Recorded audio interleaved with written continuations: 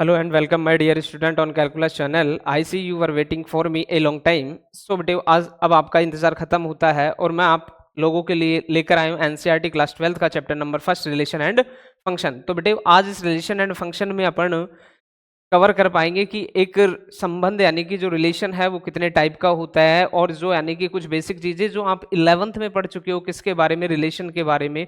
तो यहाँ रिलेशन से हटकर यानी कि कोई यानी कि संबंध आर हो तो वो किस टाइप का होगा वैसा कवर करेंगे। और फंक्शन में अपन पढ़ेंगे कि एक फंक्शन जो है एक 1 और ऑन टू जो भी आपकी क्लास 12 में फिलहाल एनसीईआरटी में जो है उनके बारे में ही चर्चा करेंगे। अपन अभी फिलहाल जेई का मैटर नहीं बता पा रहे हैं, तो यानी कि अपन सिर्फ और सिर्फ फिलहाल आपकी जो क्लासेज जो ये रहेंगी क्लास 12 की रहेंगी, जो फिलहाल आपके एनसीईआरटी ने जो सिलेबस आपको दिया है उसी के बारे में फिलहाल इस क्लास में अपन चर्चा करेंगे।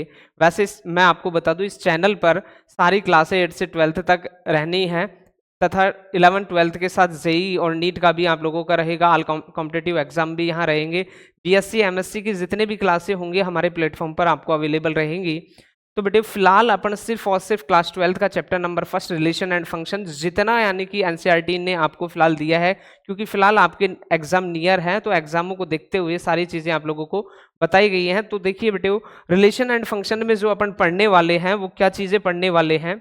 तो यानी कि अपन यानी कि जो फिलहाल आपकी कंडीशनें हैं वो है बेटे उस संबंधों के प्रकार। तो कुछ बेसिक संबंध है जो आपके काम की चीज है, वहां से अपन मैन स्टार्ट करेंगे। तो संबंधों के प्रकार में बेटे आपको दिया गया रिक्त संबंध कि एक रिक्त संबंध होता है। मैं थोड़ा सा यानी कि जनरली आप लोगों को बता दूं कि रिक्त संबंध में होता क्या है कि कोई समुच्चय ए का किसी भी अवयव से कोई संबंध नहीं होता है जिसे रिप्रेजेंट किया जाता है कि आर इक्वल टू 5, यानी कि कोई रिलेशन नहीं है। 5 का मतलब आप जूनियर में पढ़े होंगे, रिक्त समुच्चय को रिप्रेजेंट किया जाता है।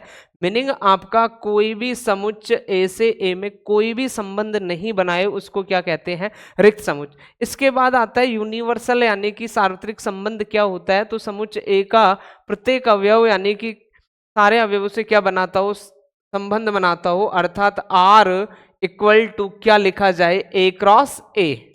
तो इस चीज को कहते हैं अपन यानी कि सार्वत्रिक समुच्चय। जो आपकी मेन डेफिनेशन है वो ये है बेटे कि समुच्चय पर परिभाषित संबंध आर स्वतुल्य कब होता है, सम्मित कब होता है और ट्रांजैक्टिव कब होता है। तो ये चीजें अपन आज यानी कि इस क्लास में कवर करने वाले हैं। एक समुच्चय ए पर कोई परिभाषित संबंध आर है तो कब वो रिफ्लेक्सिव होगा आपका, कब वो सिमेट्रिक होगा आपका और कब वो ट्रांजैक्टिव होगा आपका, ये सारा कवर करने वाले हैं आज अपन इस क्लास में। तो बेटे मैं आप लोगों को बता दूं कि कब कोई फलन रिफ्लेक्सिव होगा, कब कोई फलन सिमेट्रिक होगा और कब कोई फलन ट्रांजैक्टिव होगा। इस टॉपिक से रिलेटेड कोई ना कोई ऑब्जेक्टिव या कोई ना कोई ब्लैंक्स या एक नंबर में आपसे क्वेश्चन बोर्ड में पूछे जाना है 100%, यानी कि यहां से एक क्वेश्चन बनने की पूरी संभावना है।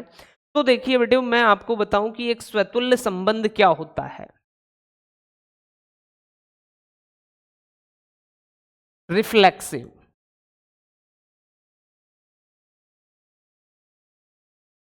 तो रिफ्लेक्सिव का मीनिंग है कि समुच्चय ए में परिभाषित कोई संबंध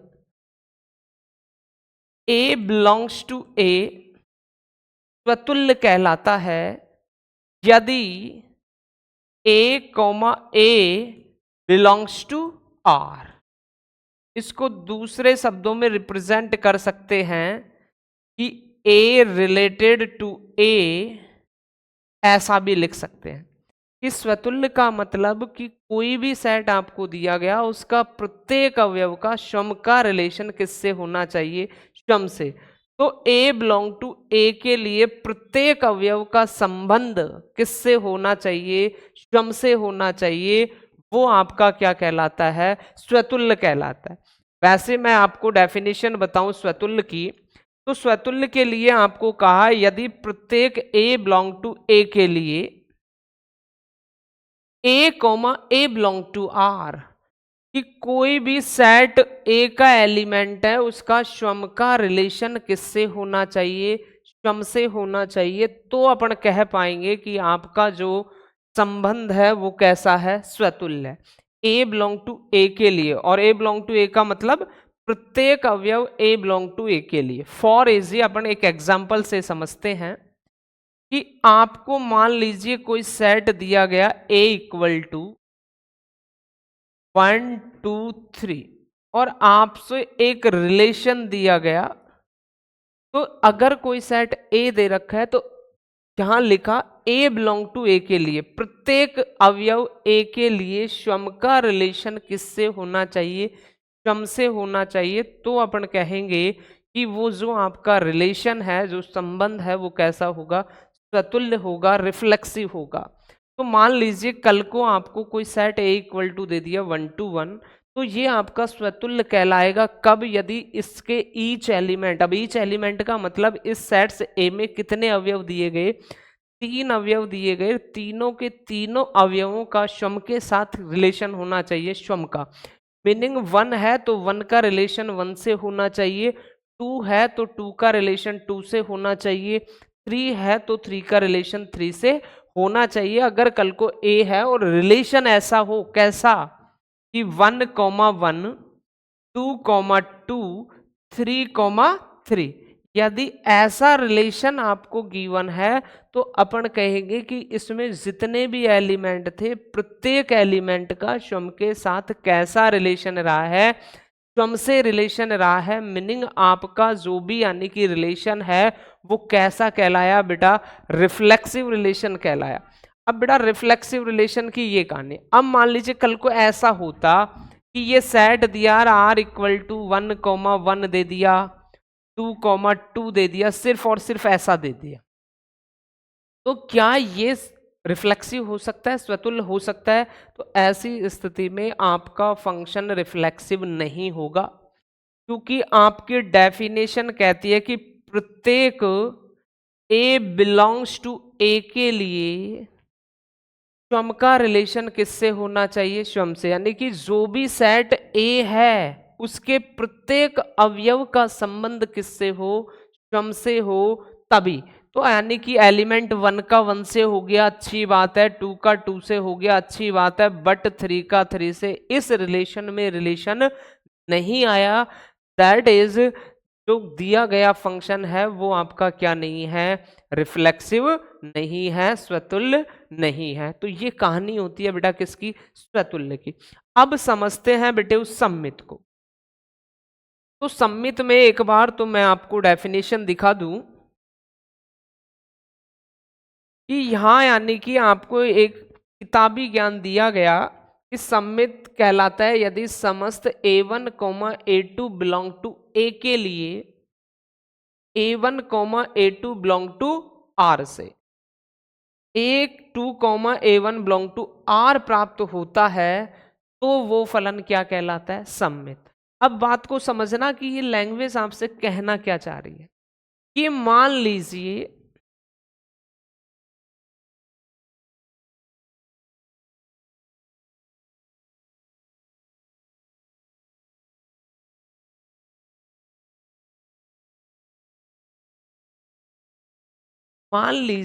कि कोई दो एलिमेंट लिए A1, A2 और वो किससे लिए गए, सेट ए से। किससे लिए गए, सेट ए से। कि मान लीजिए कोई भी बहुत बड़ा सेट है और उसमें से अपन ने कितने एलिमेंट ले लिए, 2 एलिमेंट, और उन एलिमेंटों का मैंने नाम दे दिया आपको A1, A2। अब अगर कल को इसको सिमेट्रिक होना है, क्या होना है, सिमेट्रिक। तो सिमेट्रिक क्या कहता है कि यदि कोई भी 2 एलिमेंट आपने A1, A2 किसमें से लिए गए हो, कोई भी गिवन सेट हो A, तब यदि A1, A2 belongs to R, meaning A1 का संबंध है A2 से, अदरवाइज इसको क्या भी लिख सकते हैं, A1 रिलेटेड टू A2। यानी कि यार इसको बोला कैसे जाएगा कि A1 संबंधित है A2 से, या फिर A1 रिलेटेड टू A2। अगर ऐसा है तब A2, A1 भी रिलेटेड होना चाहिए, यानी कि A2 का संबंध भी किससे होना चाहिए, A1 से होना चाहिए। तो क्या समझ पाए कि दो एलिमेंट हैं A1 और A2, तो A1 comma A2 belongs to R है, तब A2 comma A1 belongs to भी क्या होना चाहिए, R। फॉर इजी, मान लीजिए कोई सेट है इक्वल टू 1 2 3,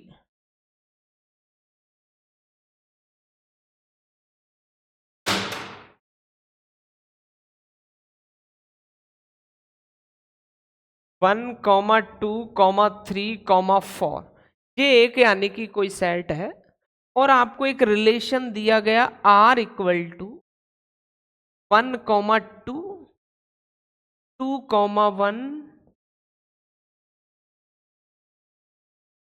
ये और दे दिया आपको 2 कॉमा 3, तो 3 कॉमा, ऐसा कोई रिलेशन दिया कि कोई सेट था A, और उसका एक रिलेशन बनाकर आपको दिया 1 कोमा 2, 2 कोमा 1, 2 कोमा 3, 3 कोमा 2। तो यदि आप इतना ही देखें इसको एक बार, ये कोई रिलेशन दे दिया और आपसे पूछा जाए कि बताइए कि ये फलन सममित है या नहीं है, तो सममित के लिए क्या कहा, यदि A1 का रिलेशन A2 से है तो A2 का रिलेशन किससे होना चाहिए, A1 से, मीनिंग A1 A2, तो A2 का रिलेशन किससे हो गया, A1 से, यानी कि ये फलन आपका क्या कहलाया, सममित। यदि उस रिलेशन में एक और A1 A2 को छोड़कर ऐसे ले ले कि for easy A comma B belongs to A, then A comma B belongs to R, तब B comma A belongs to भी क्या होना चाहिए, R होना चाहिए। तो ये A है, ये B है, तो A comma B belongs to R, तब B comma A belongs to भी क्या नजर आ रहा है अपन को, R नजर आ रहा है। मीनिंग A का संबंध B से है तो B का संबंध किससे हो गया, A से हो गया, तो अपना क्या कहलाया, सेमेट्रिक। और अब लास्ट जो इसका टाइप होता है वो है कहलाता है आपका ट्रांजैक्टिव,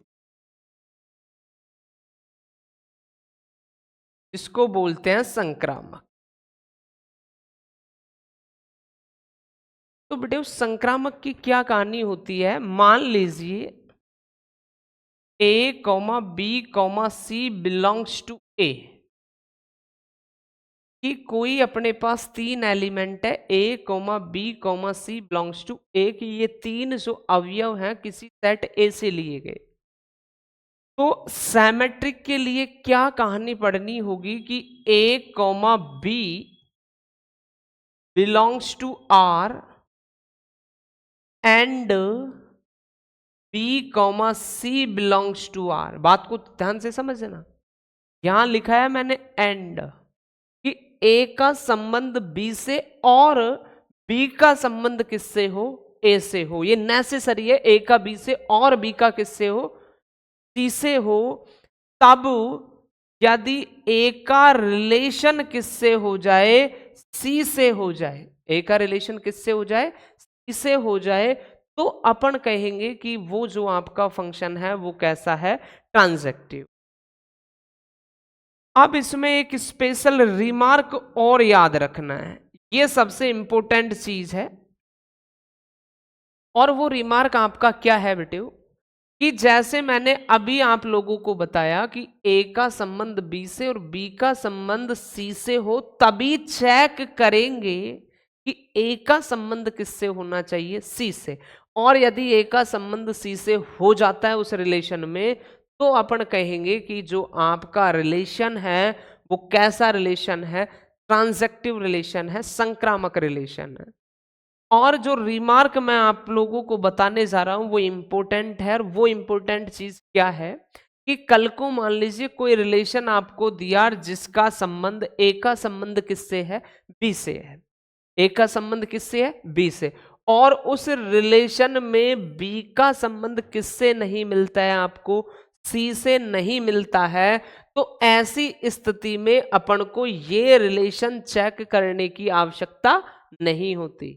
बात को ध्यान से सुनना, कि यदि ए का संबंध बी से है किसी रिलेशन में, बट बी का रिलेशन सी से है ही नहीं उस रिलेशन में, ऐसी स्थिति में इस रिलेशन को बिल्कुल चेक नहीं किया जाता और केवल पहले वाले रिलेशन से ही कह दिया जाता है कि आपका जो गिवन रिलेशन है वो कैसा कहलाएगा, ट्रांजैक्टिव कहलाएगा। तो रिमार्क बात समझ में आई होगी प्यारे बच्चों कि ए का रिलेशन बी से तो है, बट उसमें बी का रिलेशन किससे है ही नहीं, सी से है ही नहीं। ऐसी स्थिति में आपको ये तीसरा रिलेशन उस में चेक करने की आवश्यकता है नहीं कि ए का सी से हो या नहीं हो। तो फिर अपन कहेंगे इस पहले के आधार पर ही कि फंक्शन जो आपका है वो कैसा है, ट्रांजैक्टिव। तो फॉर इजी ये मान लीजिए a इक्वल टू आपको दिया 1 2 और 3 और एक रिलेशन आपको दिया 1 2 2 3 1 3 1 1 2 2 और 3 मान लीजिए ऐसा कोई रिलेशन दे दिया और आपसे पूछा जाए कि गिवन यानी कि गिवन रिलेशन ट्रांजैक्टिव रिलेशन है या नहीं है, संक्रामक रिलेशन है या नहीं है। तो ऐसे संक्रामक की कंडीशन को कैसे चेक करेंगे, तो आइए डेफिनेशन पे।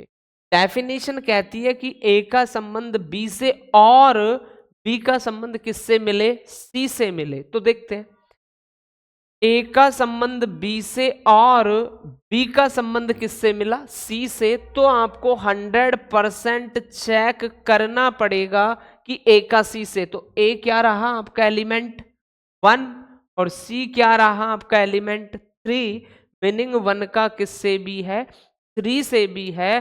तो अपन इजीली कह पाए बेटे कि ए का रिलेशन बी से है, बी का रिलेशन सी से है, तो इसमें ए का रिलेशन किससे भी है, सी से भी है। तो ये फलन क्या हुआ, ट्रांजैक्टिव। अब यहां से चेक कर ले कि ए का बी से और बी का सी से। अब देखो, अब ध्यान से समझना, यहां से तो अपन ने कह दिया कि फंक्शन कैसा है, ट्रांजैक्टिव। तो इतना इसको बढ़ाओ ही मत आप, केवल अपन फिलहाल ट्रांजैक्टिव का एग्जांपल ले रहे हैं। तो ट्रांजैक्टिव कोई सीखें तो अपन ने ले लिया कि 1 का रिलेशन 2 से कर दिया, 2 का रिलेशन 3 से कर दिया, तो 1 का रिलेशन किससे कर दे, 3 से कर दे। तो ए का रिलेशन किससे है, बी से है, बी का रिलेशन किससे है, सी से है, तो ए का रिलेशन भी किससे हो गया, सी से। अभी फिलहाल अपन वो एग्जांपल देख रहे हैं जो केवल और केवल कैसे हैं, ट्रांजैक्टिव। अब जो नॉट रिमार्क मैंने बताया आपको उस पे ध्यान देना कि मान लीजिए आपको कोई रिलेशन कल को दे दिया 1 का 2 से, 3 का 4 से और 5 का 6 से। ऐसा कोई रिलेशन आपको दे दिया और आपसे कहा गया कि आपका जो ये गिवन फंक्शन है वो ट्रांजैक्टिव है या नहीं है। तो उसके लिए बेटे मैंने क्या कहा कि ए का रिलेशन बी से, ए का रिलेशन बी से। अब कहीं बी का मतलब 2 नजर आ रहा है कि अपन को, कहीं भी नहीं नजर आ रहा। मीनिंग क्या हुआ कि ए का रिलेशन बी से तो है बट बी का सी से नहीं है। तो कोई फर्क नहीं पड़ता, ये रिलेशन नहीं है तो इस रिलेशन को बिल्कुल भी चेक नहीं करेंगे और सीधा इसी रिलेशन के आधार पर कहेंगे कि जो आपका फंक्शन वो रिलेशन है वो कैसा है, ट्रांजैक्टिव। तो देखिए आइए बेटे उस सारी कहानी को एक साथ अपन देखते हैं। तो सबसे पहला आपका आया रिफ्लेक्सिव।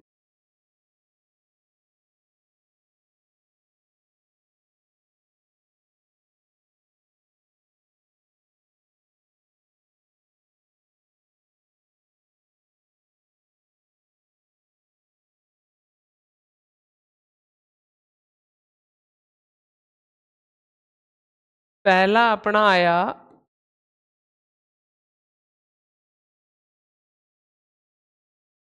रिफ्लेक्सिव, स्वतुल्य। तो स्वतुल्य में मैंने क्या कहा कि मान लीजिए कोई एलिमेंट स्मॉल ए किस में से लिए गया हो, ए में से, तब वो यानी कि स्वतुल्य कहलाएगा यदि a comma A belongs to क्या हो आर, यानी कि ए का संबंध किससे हो, ए से। दूसरे शब्दों में इसे और क्या लिखा जा सकता है कि ए कॉमा ए बिलोंग्स टू ए, तब ए का रिलेशन किससे होना चाहिए, ए से होना चाहिए।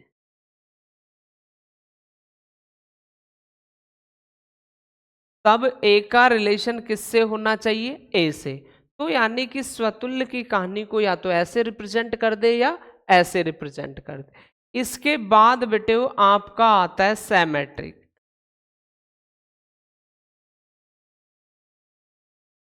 सममित। तो सममित में क्या होता है कि मान लीजिए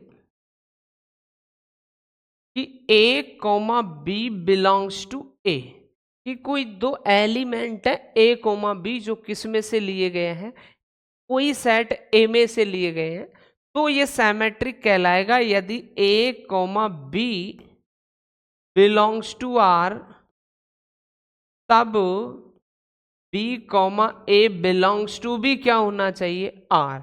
दूसरे शब्दों में इसे क्या लिखा जा सकता है कि ए comma B belongs to capital A, तब यदि ए रिलेटेड टू बी है, तब आपका बी का रिलेटेड बी किससे होना अनिवार्य है, ए से। तो वो फलन आपका क्या कहलाएगा बेटा, सममित। और इसके बाद आता है ट्रांजैक्टिव, संक्रामक।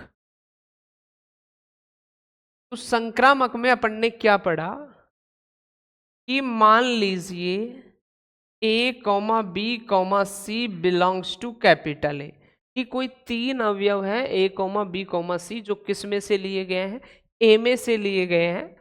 और यदि a comma B belongs to R और b comma C belongs to क्या हो आपका, आर हो, तब ए कॉमा सी का किससे रिलेशन होना अनिवार्य है, सी से। तो ए रिलेटेड टू क्या हो, सी, तब आपका क्या कहलाएगा, ट्रांजैक्टिव। जो स्पेशल रिमार्क है इसका वो क्या है,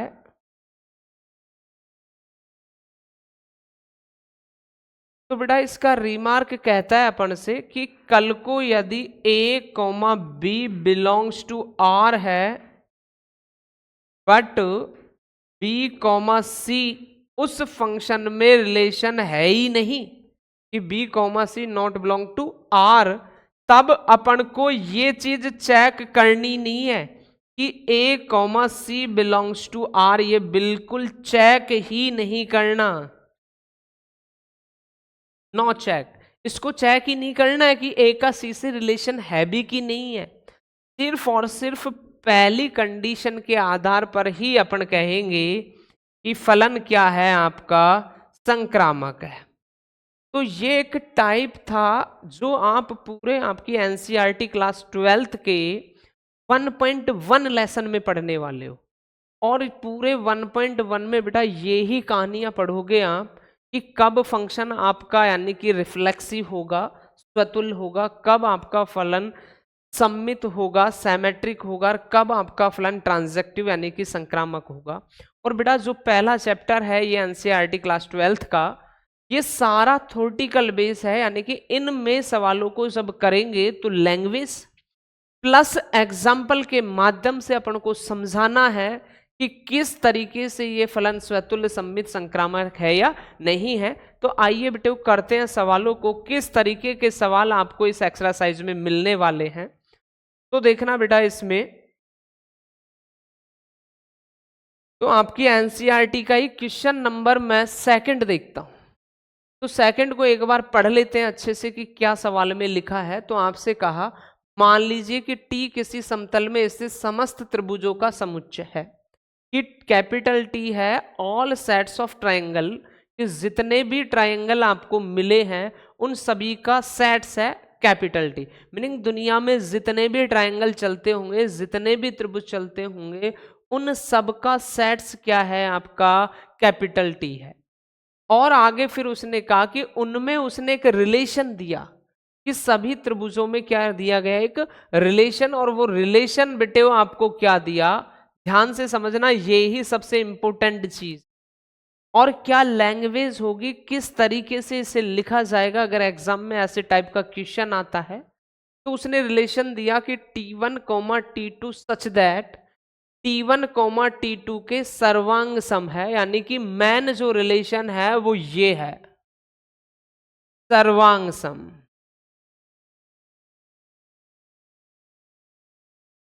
अब उसने कहा कि ऐसा एक संबंध है तो सिद्ध कीजिए कि R क्या होगा, तुल्यता। तो ये तुल्यता की कहानी भी मैं आप लोगों को बता देता हूं कि कोई भी फलन तुल्यता संबंध कब होता है। तो तुल्यता के लिए बेटा उसका रिफ्लेक्सिव, वो रिफ्लेक्सिव होना चाहिए, वो सिमेट्रिक होना चाहिए, वो ट्रांजैक्टिव होना चाहिए।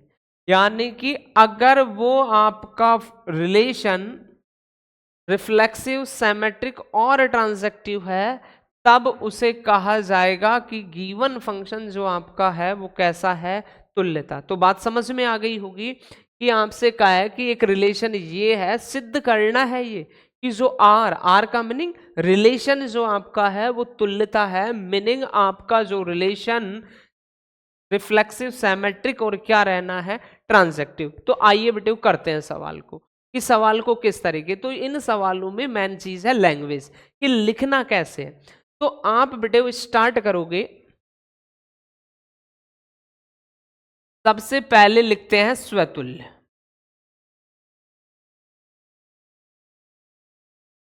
तो स्वतुल्य के लिए ये दिमाग में होना चाहिए कि रिलेशन क्या है।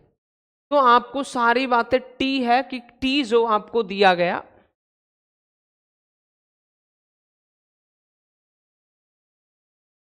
सभी त्रिभुजों का समुच्चय, ये टी अपन को दे दिया। अब देखना स्वतुल्य का मीनिंग अपन ने डेफिनेशन में क्या पढ़ा है कि एक स्वतुल्य जो रिलेशन होगा वो स्वतुल्य कब कहलाएगा, जब स्वयं का रिलेशन क्या हो, स्वयं से, और रिलेशन में क्या है, सर्वांग सम। तो देखिए आइए बेटो देखते हैं कि किस तरीके से आपको सवालों की लैंग्वेज लिखनी है। अपन ने मान लिया कि T1 belongs to capital T, कि ये T1 कोई त्रिभुज है, वो सभी त्रिभुजों के समुच्चय से लिया गया। तो अपन ने लिखा T1 बिलोंग्स टू टी। अब रिलेशन क्या है, सर्वांग सम। तो मीनिंग कि T1 सर्वांग सम होगा किसके, T1 के। बात को ध्यान से समझना कि T1 सर्वांग सम होगा T1 के, यानी कि कल को आपको कोई भी ट्राइंगल दे तो वो ट्राइंगल सम के ऑलवेज क्या रहता है, सर्वांग सम। तो अपन ने क्या कहा कि T1 के क्या होता है, सर्वांग सम होता है, मीनिंग T1 का रिलेशन किससे हो गया, T1 से। तो इसे लिखा कैसे जाएगा, T1 comma T1 belongs to R. तो यदि अपन ने डेफिनेशन में पढ़ा कि स्वयं का संबंध स्वयं से हो जाता है, तो मीनिंग आपका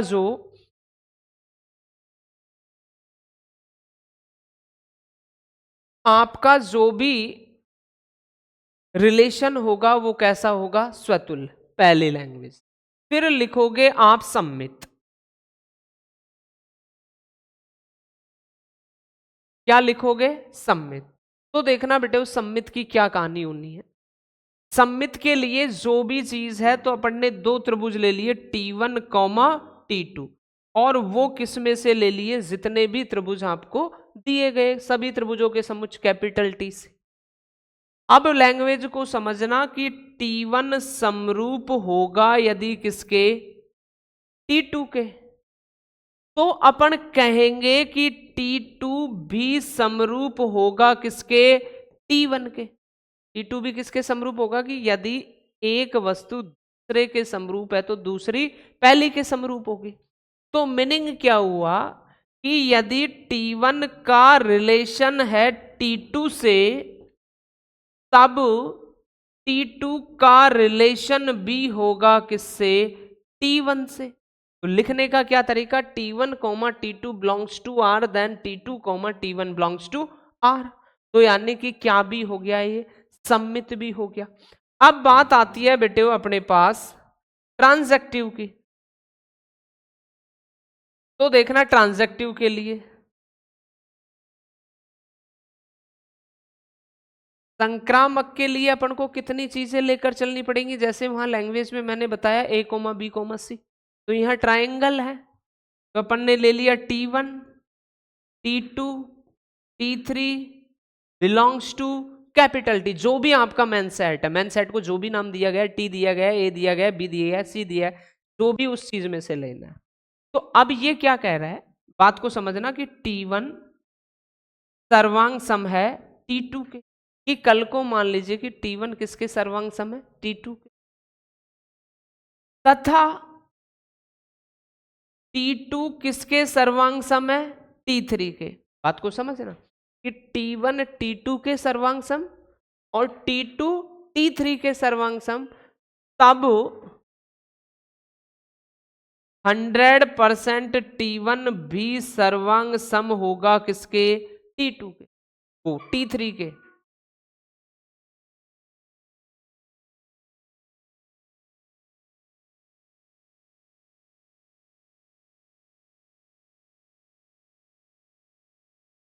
तो T1 भी सर्वांग सम होगा किसके, T3 के। तो देखिए बेटे T1 का रिलेशन T2 से, T2 का किससे, T3 से, तो 100% T1 का भी किससे रहेगा, T3 से रहेगा। मीनिंग जो आपका जो ये रिलेशन है वो कैसा हो गया, संक्रामक। तो मेन चीज है इसमें लैंग्वेज की कि सवाल को कैसे लिखा जाएगा। तो लिखोगे T1 comma T2 belongs to R, T2 comma T3 belongs to R, then T1 comma T3 belongs to R। और जब ऐसी स्थिति हो जाती है तो मीनिंग आपका जो भी रिलेशन है वो स्वतुल्य हो गया, सम्मित हो गया, संक्रामक हो गया। जब ये तीनों चीजें हो गई तो अपन कह पाएंगे कि आपका जो ऑल ओवर रिलेशन है वो कैसा है, तुल्यता रिलेशन। तो प्यारे बच्चों बात समझ में आई होगी। अब देखिए बेटा नेक्स्ट क्वेश्चन को, आपकी ही एनसीईआरटी का एग्जाम्पल नंबर 3 को करने की कोशिश करते हैं। पहले तो देखते हैं कि चीजें दी क्या गई है। मान लीजिए कि एल किसी समतल में स्थित समस्त रेखाओं का एक समुच्चय है तथा एक रिलेशन आर। मैन अपनी जो कंडीशन है वो रिलेशन पे फोकस होना चाहिए कि रिलेशन क्या टाइप का रिलेशन दे रखा है अपन को। तो आपसे एक रिलेशन कहा कि L1 L2 such that L1 L2 पर लंब है। जो मेन चीज है वो ये है बेटे, वो अपने लंब को अपन को फोर्स करना है कि कोई भी रेखाएं जो हैं वो एक दूसरे पर क्या है, लंब। एल में परिभाषित एक संबंध सिद्ध कीजिए कि आर सम्मित है किंतु न तो स्वतुल्य है और न ही संक्रामक।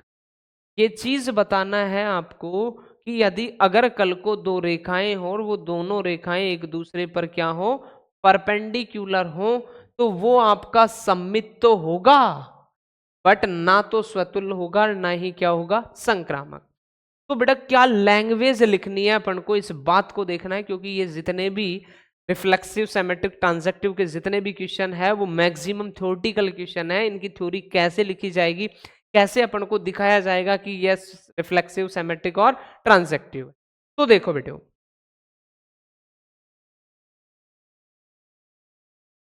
आते हैं अपन सबसे पहले स्वतुल्य पर।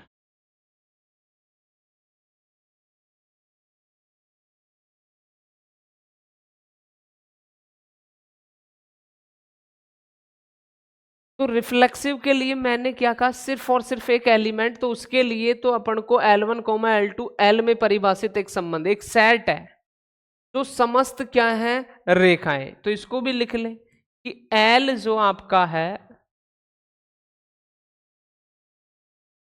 समस्त रेखाओं का क्या है, समुच्चय।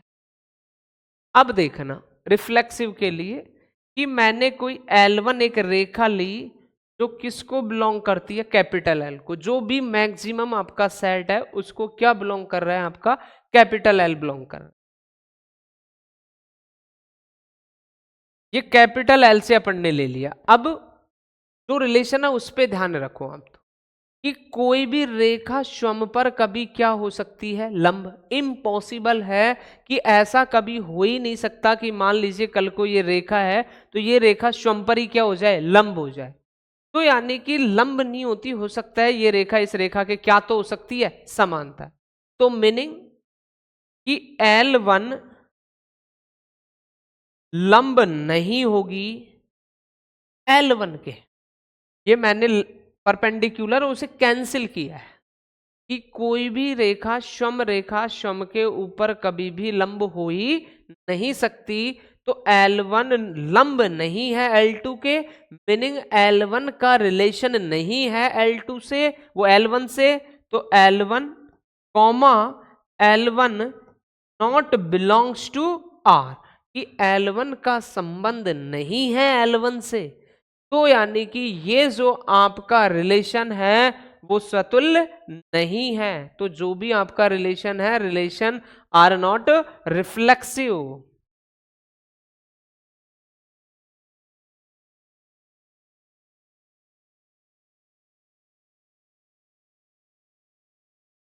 तो ये आपका रिलेशन रिफ्लेक्सिव नहीं है। अब देखते हैं किसके लिए, सममित के लिए, सैमेट्रिक। तो सैमेट्रिक क्या कहता है कि आपको दो एलिमेंटों की आवश्यकता पड़ेगी, तो ले लेते हैं। लेट एक L1 रेखा ले ली, एक L2 रेखा ले ली, वो कौन से सेट में से ली गई, कैपिटल एल में से ली गई। किस में से ली गई बेटे, वो कैपिटल एल में से। ये L1 और L2 कोई रेखाएं हैं दो, जो किस में से ली गई है, एल में से, जो समस्त रेखाओं का क्या है आपके पास, समुच्चय। अब देखना, अब रिलेशन पे फिर आइए आप। तो रिलेशन है कि लंब है, तो बात को समझना कि यदि L1 लंब है किस पर, L2 पर, तब 100% अपन इस बात को ऐसे भी कह सकते हैं कि L2 लंब है किस पर, L1 पर। मान लीजिए ये L1 रेखा है, ये मेरा हाथ L2 रेखा है, तो अगर ये इस तरीके से लंब है तो यानी कि अपन कह सकते हैं कि ये भी इस रेखा पर क्या है, लंब है। तो L1 L2 पर लंब है, तो L2 भी 100% क्या कही जाएगी, L1 पर लंब कही जाएगी। मीनिंग क्या हुआ कि L1 कॉमा L2 रिलेटेड है, तब 100% L2 का भी L1 से क्या है, संबंध है, रिलेशन है। तो L1 comma L2 belongs to R, तब L2 comma L1 belongs to R। तो यदि A का संबंध B से है तो B का संबंध किससे हो जाए, A से हो जाए। तो ऐसी स्थिति में उस फंक्शन को क्या, वो रिलेशन को क्या कहा जाएगा बेटा, सममित। तो अपन से कहा था कि सममित है किंतु न स्वतुल्य, तो अपन देख चुके हैं कि आपका रिलेशन रिफ्लेक्सिव नहीं है। अब बात आती है संक्रामक की। तो देखना बेटा, संक्रामक के लिए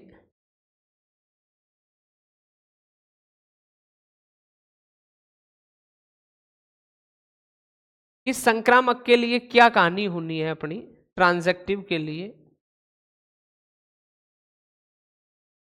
तो ट्रांजैक्टिव में अपन को तीन लाइन लेनी पड़ेंगी, L1 comma L2 comma L3 belongs to capital L की। तीन रेखाएं L1 L2 L3 किस में से ले ली, L में से। अब कि L1 लंब है L2 पर, ठीक है, L2 लंब है L3 पर। तो ये जरूरी नहीं कि L1 भी लंब हो किस पर, L3 पर। फॉर इजी एक एग्जाम्पल के माध्यम से मैं आपको सिखाना चाहता हूं कि मान लीजिए ये कोई रेखा आपकी L1 है, ये कोई रेखा आपकी L2 है, और ये कोई रेखा आपकी क्या है, L3 है। बात को समझना अब कि L1 पर लंब है कौन, L1 पर लंब है कौन, L2। एक मिनट,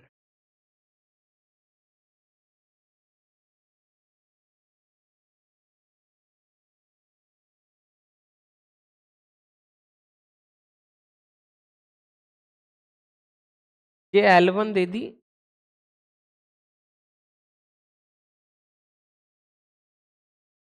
ये अपनी L2 दे दी, और ये अपन ने क्या नाम दिया L3। अब देखना कि L1 पर लंब कौन है L2, L2 पर लंब कौन है L3, बट L1 L3 पर लंब है क्या, नहीं। L1 तो L3 के क्या है समांतर, मीनिंग L1 यदि L2 पर लंब हो, L2 L3 पर लंब हो, तो ये कभी जरूरी नहीं होता आपका L1 लंब हो किस पर, L3 पर।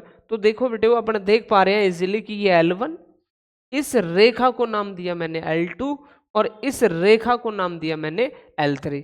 तो ये दोनों रेखाएं आपस में क्या है लंब, यानी L1 और L2, और ये दोनों रेखाएं भी आपस में क्या है लंब, यानी कि L2 L3। बट क्या ये दो रेखाएं आपस में लंब है क्या, नहीं, ये तो एक दूसरे के पैरेलल है, परपेंडिकुलर नहीं है।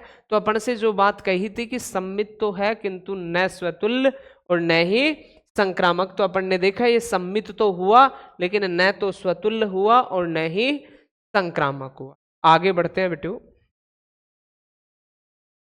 अगला एग्जाम्पल नंबर 4 आपकी बुक का ही है। अब उसने रिलेशन आपको ऑलरेडी दिया है, उस रिलेशन में आपको पूछा है, तो ये देखना है, समझना है कि किस तरीके से अपन पहले सवाल को पढ़ते हैं कि क्या चीजें दी गई। सिद्ध कीजिए कि समुच्चय 1,2,3 में एक रिलेशन आर ये दिया गया, और जो तुल्यता है पर द्वारा संबंध स्वतुल्य है, बट न तो सम्मित है और न ही संक्रामक। यानी कि सवाल में आपसे कहा गया कि आपका जो ये गिवन रिलेशन है, ये रिलेशन जो दे रखा है उसको मैं एक बार लिख लेता हूं आर को। तो जो आर आपको दिया गया है वो दिया गया है, पहले तो सेट ए दिया गया है आपको 1,2,3, फिर एक रिलेशन आर दिया गया बेटे 1,1, 2,2, 3,3, 1,2 और 2,3, एक ये रिलेशन दे दिया, और इस रिलेशन में आपसे पूछा कि स्वतुल्य तो है, न सम्मित न संक्रामक, तो आपको पूरी डेफिनेशन आनी चाहिए। अगर कोई भी फंक्शन रिफ्लेक्सिव है, मीनिंग ए का रिलेशन क्या हो, ए यानी कि स्वयं का रिलेशन किससे होगा, स्वयं से, और यदि वह सम्मित नहीं है तो ए का रिलेशन बी से है, बट बी का रिलेशन किससे नहीं होगा उस रिलेशन में, ए से। और संक्रामक के लिए यदि ए का रिलेशन बी से है, बी का रिलेशन सी से है, तो 100% ए का रिलेशन किससे नहीं होगा, सी से। तो इस पूरे रिलेशन की जांच करेंगे बेटे, इस पूरे रिलेशन की क्या करेंगे, जांच। तो रिलेशन की जांच के लिए आपसे क्या कहा कि ये स्वतुल्य है। स्वतुल्य का मतलब जो भी सेट है उसके प्रत्येक एलिमेंट का रिलेशन किससे होना चाहिए, स्वयं से। चेक करते हैं, तो एलिमेंट कितने हैं 1 2 3, यानी कि 1 का रिलेशन 1 से, 2 का रिलेशन 2 से, 3 का रिलेशन किससे होना चाहिए, 3 से होना चाहिए। तो चेक करते हैं रिलेशन को, तो अपन देख पाए कि बेटा 1 का रिलेशन 1 से है, 2 का रिलेशन 2 से है, और 3 का रिलेशन भी किससे है, 3 से। यानी कि जितने भी एलिमेंट है, each element related to each, यानी कि स्वयं का रिलेशन किससे हो गया, स्वयं से हो गया, मीनिंग अपना कैसा फलन हो गया, स्वतुल्य। अब उसने कहा है कि ना तो ये सम्मित है और ना ही ये संक्रामक है, तो जितना भी रिलेशन है सबके लिए चेक कर कि यहां से यदि इसको ए माने और इसको बी माने, तो ए का रिलेशन किससे है, बी से है, बट बी का रिलेशन ए का मतलब इसमें कहीं 2 का रिलेशन 1 से मिलता है क्या, 2 का 3 से है बट 2 का 1 से नहीं है, मीनिंग ये आपका सैमेट्रिक नहीं है, ये आपका सैमेट्रिक नहीं है।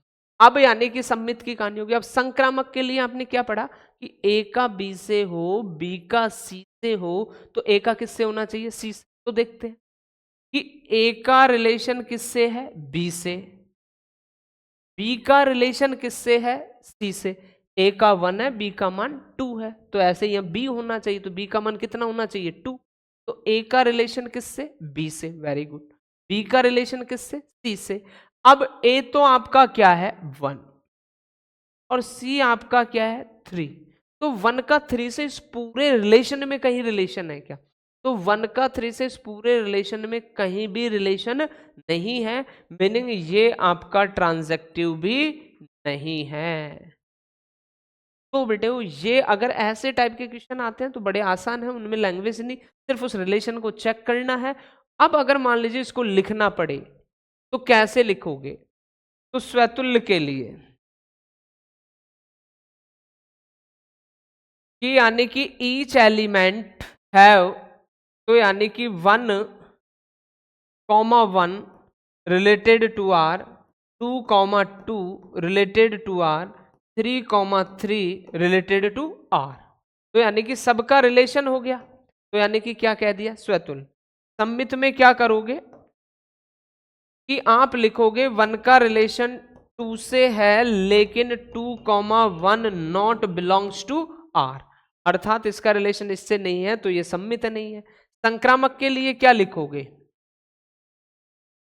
तो संक्रामक के लिए लिखोगे 1,2 belongs to R and 2,3 belongs to R, तब 1,3 नॉट बिलोंग्स टू आर, तो इसका इससे रिलेशन नहीं है, मीनिंग आपका फलन क्या नहीं है? संक्रामक नहीं है। आगे बढ़ते हैं। नेक्स्ट आपको दिया गया कि सिद्ध कीजिए कि पूर्णांकों के समुच्चय z में r a, b संख्या 2 a माइनस बी को विभाजित करती है। संख्या 2 a माइनस बी को विभाजित करती है द्वारा प्रदत्त संबंध एक तुल्यता संबंध है। फिर आया इक्विवेलेंस। तुल्यता का मीनिंग कि वो स्वतुल्य भी रहा होगा, सम्मित भी रहा होगा और संक्रामक भी रहा होगा। तो देखिए लिखेंगे कैसे? तो समुच्चय z, तो आपको जितने भी नंबर दिए गए हैं वो किस में से लेने हैं? z में से। और z का मीनिंग आप समझते ही हैं, किससे डिफेंड रिप्रेजेंट कर, किसको रिप्रेजेंट करते हैं? पूर्णांक, इंटीजर। तो ये आपको आपका एक सेट दे रखा है इंटीजर। अब इंटीजर दे दिया और उसमें रिलेशन आर क्या दिया आपको, ये बात समझो। तो उसने कहा कि a, b सच दैट संख्या 2 a माइनस बी को विभाजित करती है, यानी कि ये रिलेशन दे रखा है कि संख्या 2 है वो a माइनस बी को क्या करती हो? विभाजित करती हो। a माइनस बी को क्या करती हो? विभाजित करती हो। तब बताइए कि ये फलन कैसा है? तुल्यता। अब देखना ये रिलेशन की सहायता से क्या होगा कि पहला पॉइंट अपन ने लिखा स्वतुल्य, रिफ्लेक्सिव। तो देखना बेटे, अब रिफ्लेक्सिव के लिए आपको एलिमेंट लेना पड़ेगा क्या? कि a बिलोंग्स टू z। तो जो भी पूर्णांक दे रखा है, जो भी सेट दे रखा है, तो समस्त पूर्णांक संख्याओं का तो एक कोई अवयव है a, जो मैंने किस में से लिया? z में। अब अपन को किसको ध्यान में रखना है ऑलवेज कि रिलेशन क्या है? a minus B divide by 2। तो स्वतुल्य के लिए करेंगे क्या कि b को भी क्या पढ़ेंगे? a, यानी स्वयं का रिलेशन किससे? स्वयं से। तो अपन लिखेंगे a minus A divide by 2, कि a minus A divide by 2 का मतलब 0/2 करोगे, ये ऑलवेज डिवाइड होगा, इसका रिजल्ट कितना ही आएगा? 2। कि अगर इन दोनों संख्याओं का अंतर करें, अंतर करने के बाद 2 का भाग दे, तो वो ऑलवेज वो संख्या क्या होगी? डिवाइड होगी। कहने का मतलब स्वम संख्या स्वयं से क्या है, यानी कि स्वम संख्या का स्वयं से अंतर करे और उस अंतर में किसका भाग दे? 2 का भाग दे, तो वो ऑलवेज आपकी क्या रहेगी? डिवाइड रहेगी। डिवाइड रहेगी मीनिंग स्वम का रिलेशन किससे हो गया? स्वयं से। तो इसको आप लिख सकते हो a बिलोंग्स टू आर। अब इतनी कहानी हो गई। आप चाहो तो अच्छा इंप्रेशन जमाने के लिए एग्जामिनर के ऊपर, यानी कि क्या करें कि आप एग्जाम्पल दे ले कि फॉर इजी आपने मान लिया कि मैंने कोई पूर्णांक संख्या a इक्वल टू 2 ले ली, या -2 ले ली, या 3 ले ली, -3 ले ली, जो भी इंटीजर में, और इस रिलेशन में रखा 2 -2 डिवाइड बाई 2 ऑलवेज कितना? 0, यानी कि इसका हमेशा इसमें क्या जाएगा? भाग जाएगा। तो यानी कि आप क्या कहोगे? 2,2 बिलोंग्स टू आर, यानी कि स्वम का रिलेशन किससे है? स्वम से है। तो क्या हो गया? स्वतुल्य। अब बात आती है सम्मित की, समझना। तो सममित के लिए अपन को दो एलिमेंट लेने पड़ेंगे, तो अपन ने मान लिया let A comma B belongs to Z, A comma B belongs to Z. अब बात को समझना कि कल को a minus B divide by 2 करें, यदि कल को a माइनस बी में किसका भाग जाता, 2 का, तो 100%, तो 100% b माइनस ए में भी किसका भाग जाएगा, 2 का। कि a माइनस बी में 2 का भाग जा रहा है, तो 100% a माइनस बी में भी, वो b माइनस ए में भी किसका भाग जाएगा, 2 का। कहने का मीनिंग क्या हुआ कि यदि a comma B belongs to r है, तब 100% b comma A belongs to भी क्या होगा, r। इसका भी आप एग्जाम्पल दो फॉर इजी, कि मान लीजिए a इक्वल टू -1 और b इक्वल टू कितना ले लिया, -3। ऐसा लेना है कि a माइनस बी किससे डिवाइड होना चाहिए, 2 से। तो अपन ने लिखा a माइनस बी, तो -1 माइनस माइनस +3 डिवाइड बाई 2, तो कितनी बार चला गया, एक बार। तो अब इनको उल्टा करके लिख लो, -3 +1 डिवाइड बाई 2, तो क्या हुआ, माइनस का 1। डिवाइड तो जा रहा है, पॉजिटिव नेगेटिव क्या रहा है, इससे लेना देना नहीं है। कि a माइनस बी किया तब भी 2 का भाग चला गया, और b माइनस ए किया तब भी 2 का भाग चला गया। Meaning -1 comma -3 belongs to r, तब -3 कॉमा -1 बिलोंग्स टू भी क्या ही रहना है, r ही रहना है। अब देखो ये कहानी हो गई किसकी, सममित की। अब आती है बात बेटे उस संक्रामक की, तो देखना संक्रामक, ट्रांजैक्टिव।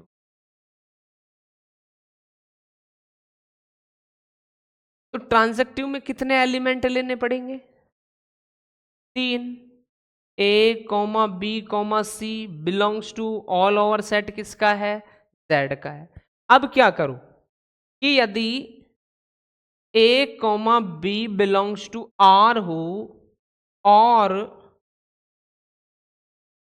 b comma C belongs to भी क्या हो, r, तो 100% a comma C belongs to भी क्या ही होना है, r। Meaning a minus B में यदि 2 का भाग जाए और b माइनस सी में भी यदि 2 का भाग जाए, तो 100% a माइनस सी में भी किसका भाग जाएगा, 2 का भाग जाएगा। देखते हैं एक एग्जाम्पल के मायने, फॉर इजी, कि a बराबर अपन ने ले लिया 1, a बराबर कितना ले लिया, 1। अब b बराबर अपन कितना ले ले, 3 ले ले, a माइनस बी करना है। और c बराबर अपन कितना ले लें, 5 ले लें। ये अपन ने कोई एग्जाम्पल ले लिया। और अब देखते हैं कि a माइनस बी कि 1 माइनस 3 डिवाइड बाई 2 यदि अपन ने किया तो -1 टाइम गया, और 3 माइनस 5 डिवाइड बाई 2 किया तो भी -1 टाइम गया। तो a का मान कितना है, 1, और c का मान कितना है, 5। तो 1 माइनस 5 डिवाइड बाई 2 किया तो कितने टाइम चला गया, -2 टाइम चला गया। मीनिंग a का रिलेशन b से हो, b का रिलेशन c से हो, तो 100% a का रिलेशन भी किससे होना है, c से होना है। तो यानी कि इसे क्या लिखा जाए रिलेशन के तौर पर कि 1 comma 3 belongs to r and 3 comma 5 belongs to r, तब 1 कॉमा 5 बिलोंग्स टू r होगा। तो इस तरीके से बेटे वो आपको ऐसे सवालों में एग्जाम्पलों का उपयोग करके भी समझाना है कि किस तरीके से आप उन्हें सतुल, सम्मित और संक्रामक दिखा रहे हैं। आगे बढ़ते हैं, आगे देखो आपके एक्सरसाइज का क्वेश्चन नंबर फर्स्ट, कि निर्धारित कीजिए कि क्या निम्न संबंधों में से प्रत्येक स्वतुल, सम्मित तथा संक्रामक है। अब अपन को ये चीज चेक करनी है, यानी कि ये बताना है कि ये फलन स्वतुल्य है या नहीं, सम्मित है या नहीं, और संक्रामक है या नहीं। तो आते हैं बेटे इसके पहले क्वेश्चन। पहले तो सेट्स दिया गया आपको, लिखो उसको।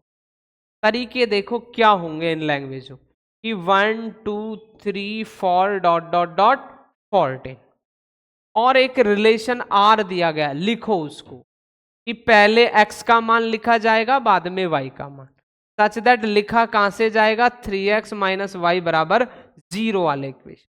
तो जब बेटा ऐसे इक्वेशन दे, एल्जेब्रिक टाइप के इक्वेशन दे और आपसे स्वतुल्य सममित संक्रामक की पोजीशन पूछे, तो आपको यानी कि आपने बचपन में पढ़ा होगा जूनियर क्लास में कि ऐसा जो फॉर्मेट लिखा होता है वो यानी कि आपका सेट बिल्डर फॉर्म आता है, समुच्च निर्माण रूप जिसे बोलते हैं। तो ऐसे रूपों को आप रोस्टर फॉर्म में ले आए, यानी कि समुच्चों का रिप्रेजेंटेशन क्लास 11th में आपने पढ़ा है, उनमें से एक रिप्रेजेंटेशन है सेट बिल्डर फॉर्म। और सेट बिल्डर फॉर्म में यानी कि आपको क्या दिया होता है, उसकी क्या क्वालिटी है, किस अकॉर्डिंग यानी कि वो काम करेगा। तो सेट बिल्डर फॉर्म को आप इजीली किस में ले आए, रोस्टर फॉर्म में ले आए। रोस्टर फॉर्म में जो चीजें बनती हैं उनसे चेक करें कि आपका फलन किस टाइप का है। तो देखो बेटे, तो इसको रोस्टर फॉर्म में लाने की कोशिश कर रहा हूं मैं। उसने कहा है कि आपको जितने भी x और y के मान लेने हैं वो किस में से लेने हैं, a में से, और a का मान कितना है 14 है, कि इससे ज्यादा x और y के मान बाहर नहीं जाने चाहिए सेट से। तो अपन ने मान लीजिए कल को x का मान, इसको थोड़ा सा इक्वेशन को यहां सॉल्व करके लिख देता हूं, x इक्वल टू वाई है, dx इक्वल टू क्या है y माइनस का y इधर। अब यहां रखते चलो कि x का मान 1 रखते हो तो y का मान 3 मिलता है, वेरी गुड। तो इसने ये कहा है कि पहले x को रिप्रेजेंट करना है बाद में y को। अब x का मान 2 रखेंगे तो y का मान अपन को कितना मिलेगा 6, वेरी गुड। x का मान 3 रखेंगे तो y का मान कितना मिलेगा 9। x का मान 4 रखेंगे तो y का मान कितना मिलेगा 12। यदि x का मान 5 रखते हैं तो y का मान कितना मिलता है 15, जो कि आपके किस में बिलोंग नहीं करता 15 समुच्च A में। तो आपका जो रोस्टर फॉर्म हो गया या फिनिश हो गया कि x और y जो आपका है वो सेट्स A वाले ही अवयव होने चाहिए।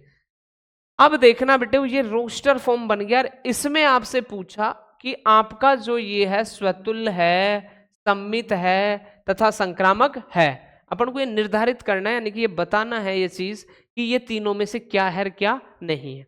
तो आइए, पहला ही सेट्स है, ऑल एलिमेंट 14 एलिमेंट तक है, और अगर कोई भी संबंध स्वतुल्य होगा, स्वयं से स्वयं का रिलेशन होगा, तो जितने भी एलिमेंट है स्वयं का स्वयं से होना चाहिए। यहां तो ना तो 1 का 1 से, 2 का 2, किसी से ही नहीं है। मीनिंग यानी कि 1,3 नॉट बिलोंग्स टू आर, किसी एक के लिए ही फेल कर दो, सबको बताने की आवश्यकता नहीं है कि 1 का रिलेशन 1 से नहीं है। ऐसे लिखो इसको कि 1,1 नॉट बिलोंग्स टू आर, और लिखना चाहो तो 2,2 नॉट बिलोंग्स टू आर, कि स्वयं का रिलेशन स्वयं से है ही नहीं। मीनिंग आपका ये क्या नहीं हुआ, स्वतुल्य नहीं हुआ। अब सम्मित के लिए देखते हैं।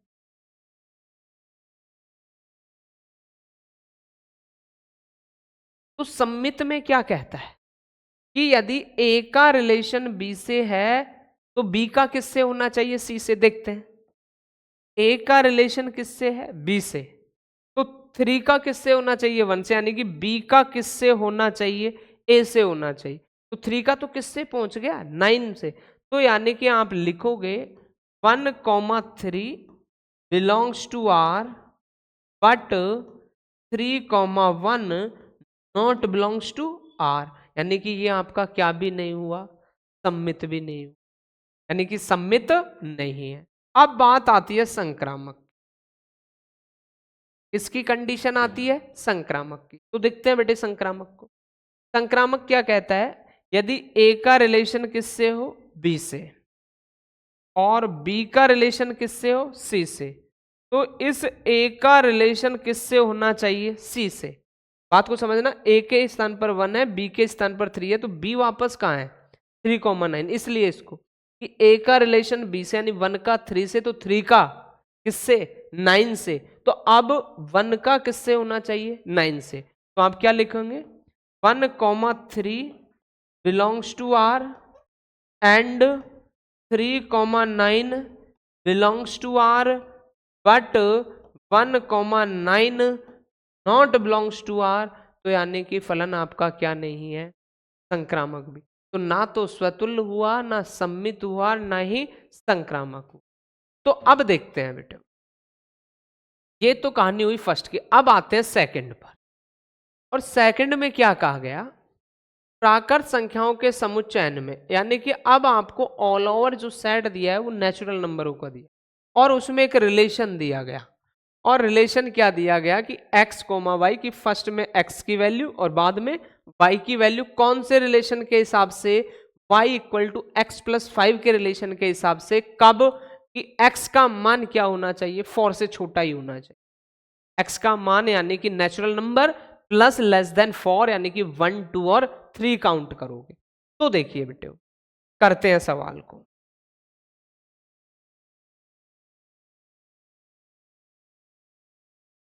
तो आपको क्या दिया गया, एक रिलेशन R दिया गया, x comma Y such that y equal to X plus 5, y equal to X plus 5 और x लेस देन 4, और ऑल सेट किस में से, नेचुरल नंबर में। तो ध्यान से समझना बात को। तो अभी मैंने आपसे क्या कहा था कि ये चीज जो है वो आपकी क्या कहलाती है, सेट बिल्डर फॉर्म कहलाती है। क्या कहलाती है, सेट बिल्डर फॉर्म। और अपन को मैक्सिमम काम किस पर करना है, रोस्टर फॉर्म। तो यानी कि इस रिलेशन को सेट बिल्डर फॉर्म से किस में ले आए, रोस्टर फॉर्म में। करते हैं कोशिश, आइए प्यारे बच्चों। तो r equal to y equal to X plus 5 ये है, यहाँ x का मान रखते जाना है। ऑलवेज किसका मान आ जाएगा, y का। पहले x को लिखना है बाद में y को, बट x का मान किससे छोटा लेना है, 4 से, और लेना किस में से, x का मान नेचुरल नंबर में से लेना है। तो देखते हैं बेटे कि मान लीजिए कल को मैंने x का मान 1 लिया, तो y का मान कितना मिल गया 1 में, यानी कि 5 ऐड किया तो 6। कल को मैंने x का मान 2 लिया तो y का मान 7, और 3 लिया तो y का मान 8। अब 4 ले नहीं सकते क्योंकि x की कंडीशन दे रखी है कि नेचुरल नंबर तो है बट 4 से छोटा नेचुरल नंबर, 1 2 3 ही काउंट कर पाएंगे। अब देखो ये एक रिलेशन प्राप्त हो गया। अब इस रिलेशन में बताना है अपन को कि वो रिफ्लेक्सिव, वो क्या, रिफ्लेक्सिव,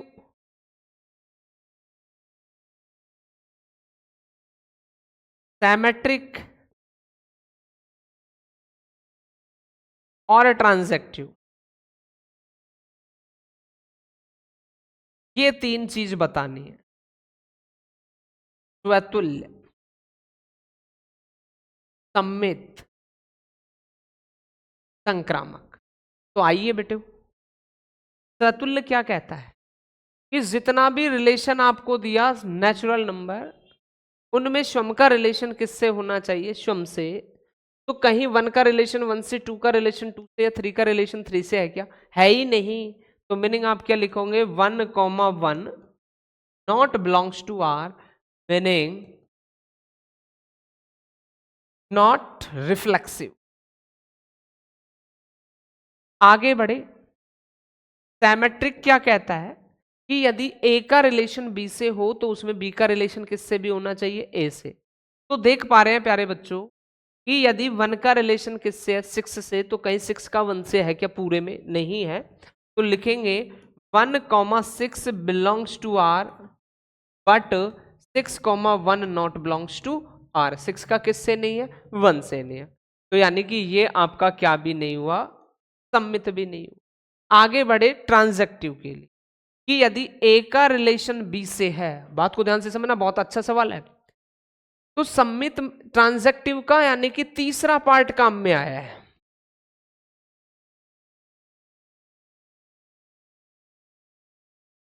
तो मैंने आपको क्या लिखाया था, रिमार्क, वो काम करेगा इस सवाल में, बात को ध्यान से समझ। तो यानी कि रिफ्लेक्सिव भी नहीं हुआ, सिमेट्रिक भी नहीं हुआ, अब किसकी जांच कर रहे हैं, ट्रांजैक्टिव। तो मैंने क्या कहा कि ए का रिलेशन बी से, ठीक है, एंड बी का सी से। तो कहीं बी का सी से है क्या, तो यदि ए का बी से एंड बी का सी से हो तो ही अपन चेक करेंगे कि ए का सी से है या नहीं है। बट अगर ऐसा नहीं है, ए का बी से है और बी का सी से है ही नहीं, तो फर्स्ट एलिमेंट से ही अपन बता देंगे कि ए का किससे, बी से, बट बी का सी से है ही नहीं, तो यही सीधा कह देंगे फर्स्ट रिलेशन से ही कि आपका जो रिलेशन है वो कैसा है, ट्रांजैक्टिव है, यानी कि संक्रामक है। बात आ गई समझ में? तो ये रिमार्क काम कर गया इस क्वेश्चन के लिए कि ए का रिलेशन बी से है बट उसमें बी का रिलेशन सी से है ही नहीं, मीनिंग अपन को ए का सी से चेक ही नहीं करना और फर्स्ट ही कंडीशन से बता देंगे कि आपका यानी कि जो रिलेशन है वो कैसा है, ट्रांजैक्टिव। तो ये रिमार्क बड़े काम की चीज है कि ए का रिलेशन बी से, अगर बी का सी से है ही नहीं तो ए को सी से जांच करने की आवश्यकता नहीं है और सीधा कहेंगे कि फंक्शन अपना कैसा है, ट्रांजैक्टिव। तो यानी कि न स्वतुल्य न सममित, बट आपका ये रिलेशन है वो कैसा हो गया, ट्रांजैक्टिव। आगे बढ़ते हैं बेटा।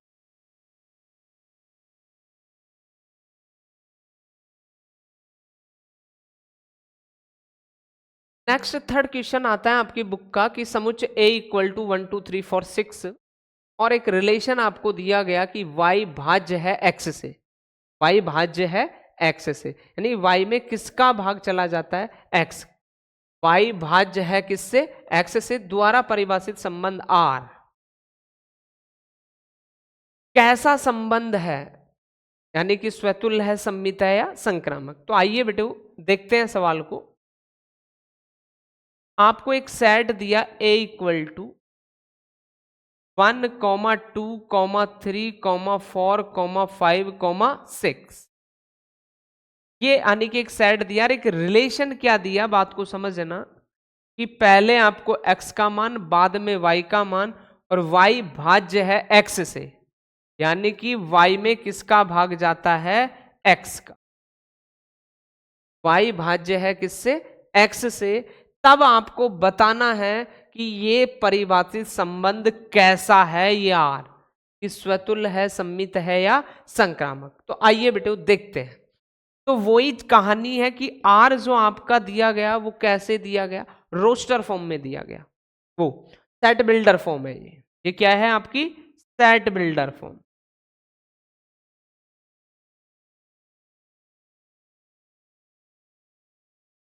और अपन को इसको किस में लाना है, रोस्टर फॉर्म में। तो आइए बेटे लाते हैं रोस्टर फॉर्म R को। x, y किससे विभाजित हो, x से। तो अगर रोस्टर फॉर्म में नहीं लाए तो अपन डायरेक्ट भी देख लेते हैं इसको। तो देखना बेटा y, x, तो अपन लेकर चलते हैं स्वतुल्य।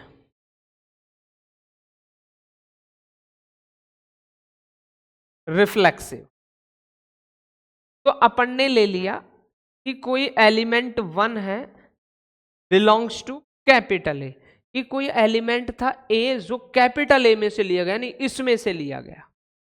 और अब बात को गहराई से समझना, जो रिलेशन है वो ही महत्वपूर्ण चीज है।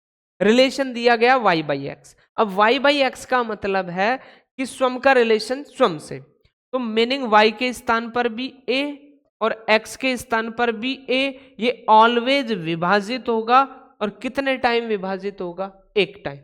मीनिंग अगर ये y है ये x है, तो यानी कि y भाज्य है किससे, x से। अगर ये आपका y है और ये आपका x है, तो ऑलवेज स्वयं संख्या में स्वयं का क्या जाता है, भाग जाता है। तो स्वतुल्य कहता क्या है कि स्वयं का रिलेशन किससे होना चाहिए, स्वयं से होना चाहिए। तो अपन देख पा रहे हैं बेटे कि अगर स्वयं का रिलेशन स्वयं से है, यानी कि कोई भी संख्या का स्वयं में ऑलवेज क्या जाता है, भाग जाता है। और कितने टाइम जाता है, 1 टाइम। तो लिखा जाएगा a, बिलोंग्स टू R, अर्थात स्वयं का रिलेशन स्वयं से हो गया, तो आपका जो यानी कि संबंध है वो कैसा हो गया, स्वतुल्य हो गया। अब देखना बेटे सिमेट्रिक के लिए,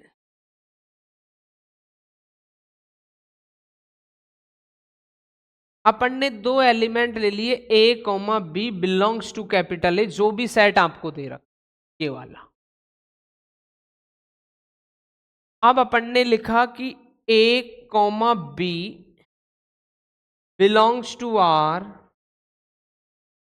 but b comma a not belongs to R, कि यदि ए का संबंध बी से है तो बी का संबंध ए से नहीं है। कैसे? कि यदि ए में बी का भाग जाता है, यानी कि बी में यदि ए का भाग जाता है तो जरूरी नहीं कि ए में किसका भी भाग जाए, बी का। फॉर इजी कि अपन ने ए बराबर ले लिया 2 और बी बराबर कितना ले लिया 4, तो यानी कि ये अपन ने मान लीजिए ये x है अपने लिए और ये अपने लिए क्या है, y।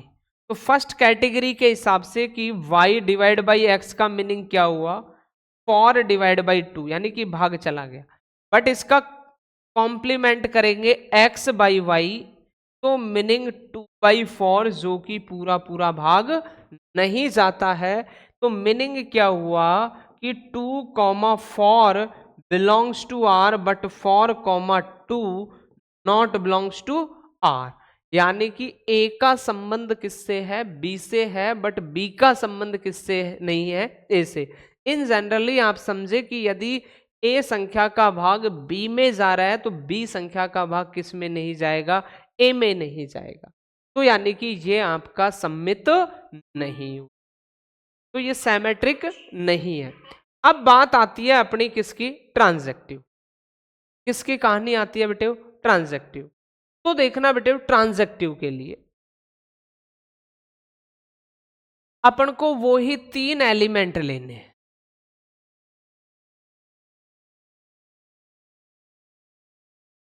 अपन ने मान लिया let A comma B comma C belongs to capital है, कि ए कॉमा बी कॉमा सी किस में से लिए गए, ए में से लिए गए, और ए आपको क्या दे रखा है, 1,2,3,4,5,6 ये दे रहा। तो अब अपन लिखें कि ए कॉमा बी का संबंध है किससे, आर से, और बी कॉमा सी का संबंध है आर से, तब 100% ए का संबंध बी किससे होगा,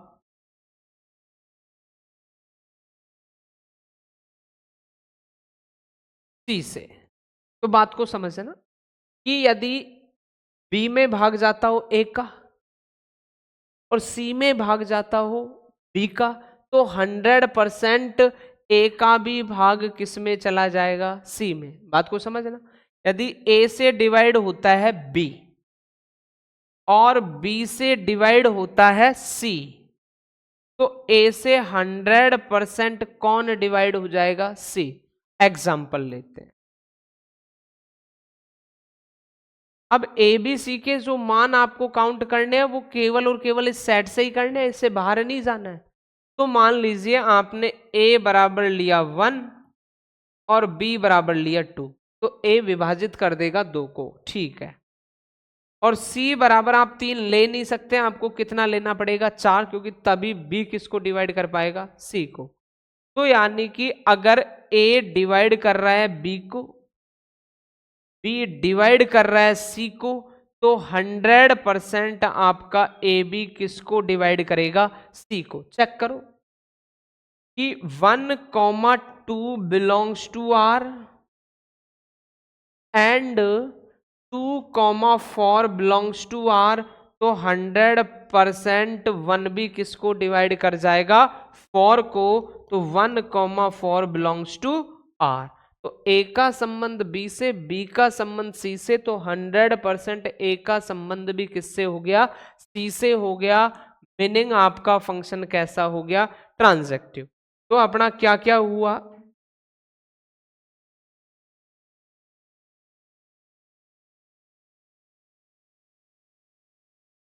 ये रिलेशन दे रखा था, y भाज्य है किससे, x से। तो इस रिलेशन के लिए ये सेट था, तो अपन ने देखा कि स्वयं संख्या स्वयं से क्या होती है, विभाजित। तो यानी कि ये स्वतुल्य हुआ था, ये सम्मित नहीं हुआ था, बट ये आपका क्या हो गया था, ट्रांजैक्टिव। तो यानी कि स्वतुल्य, संक्रामक, किंतु क्या नहीं, सम्मित नहीं।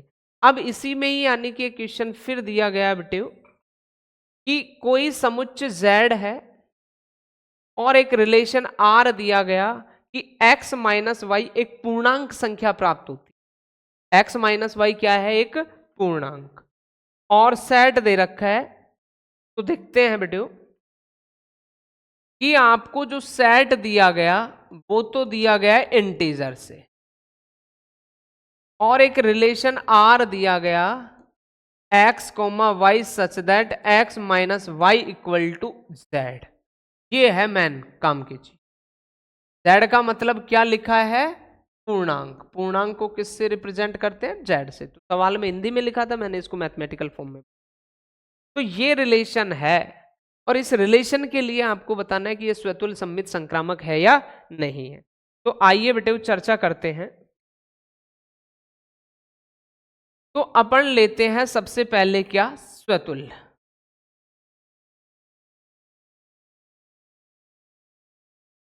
तो स्वतुल्य के लिए अपन मान लेते हैं कि let A belongs to Z, कि ए किस में से लिया गया, जो भी सेट दे रखा है आपको। सेट किसका दे रखा है, इंटीजर नंबरों का दे रखा है, जिसको जेड दे रखा है।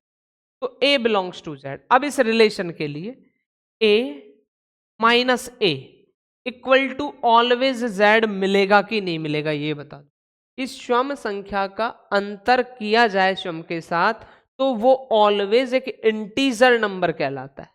ऑलवेज क्या कहलाता है, इंटीजर। अब इंटीजर का मीनिंग है कि आप कहोगे कि 2 3 4 5 आ गया, नेचुरल नंबर है। बट नेचुरल नंबर किसका कंबाइन है, इंटीजर का और होल नंबर का। यानी कि इंटीजर में नेगेटिव पार्ट भी आएंगे, पॉजिटिव पार्ट भी, जिसमें इंक्लूड कौन भी होगा, जीरो। तो स्वम का अंतर स्वम से करें तो वो ऑलवेज किस में इंक्लूड रहता है, इंटीजर नंबर में। यानी कि स्वम का रिलेशन किससे हो गया, स्वम से। तो लिखने का तरीका a comma a belongs to r। आप एग्जाम्पल देकर भी समझा सकते हैं फॉर इजी, कि मान लीजिए मैंने कोई इंटीजर ले लिया 5, तो यानी कि 5 का अंतर 5 से किया तो 0 आया। 0 ऑलवेज क्या मिला आपको, इंटीजर मिला। तो लिख सकते हो 5 कॉमा 5 बिलोंग्स टू आर। यानी कि स्वम का स्वम से क्या हो गया, रिलेशन। आप जो चाहे वो यानी कि कोई भी एग्जाम्पल ले ले। इसके बाद बेटे अपना आता है सिमेट्रिक।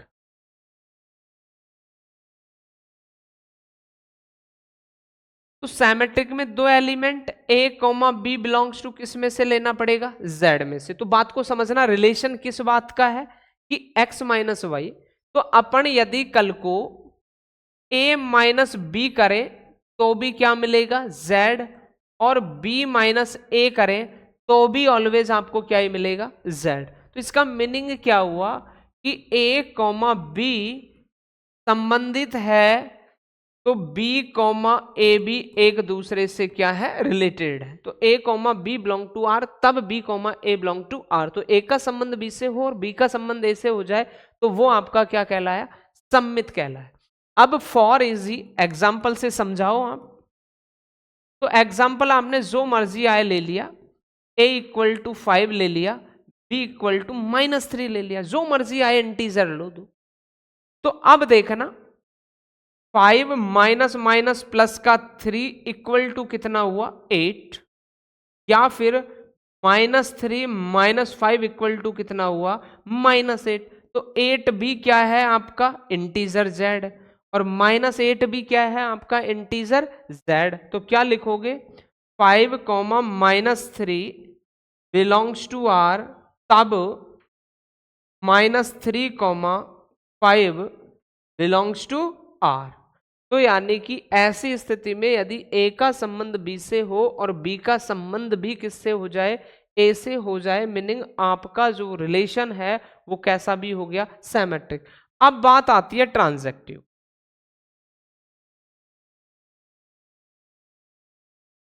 तो देखना बेटा ट्रांजैक्टिव के लिए,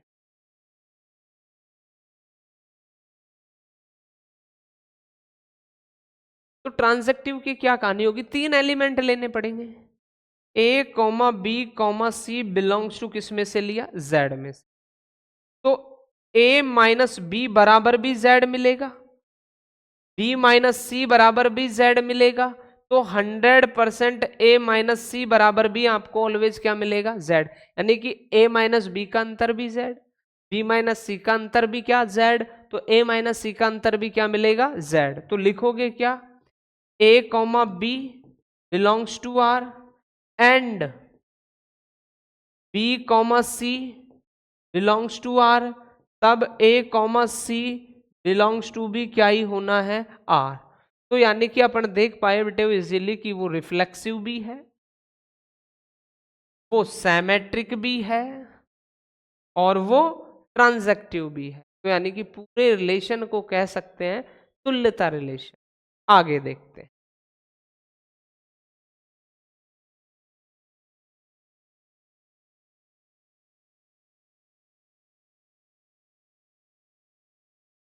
क्वेश्चन नंबर सेकंड को देखना, सिद्ध कीजिए कि वास्तविक संख्याओं के समुच्चय आर में a comma B A less than equal to B square. काफी अच्छा सवाल है, इंपोर्टेंट सवाल है। ऐसे सवाल अक्सर एग्जाम में पूछ लिए जाते हैं, तो ध्यान से समझना बेटियों कि सिद्ध कीजिए कि वास्तविक संख्याओं के समुच्चय आर में, यानी कि अब आपको कोई सेट जो दे रखा है वो रियल नंबर का सेट दे रखा है। किसका सेट दे रखा है, रियल नंबर का सेट दे रखा है।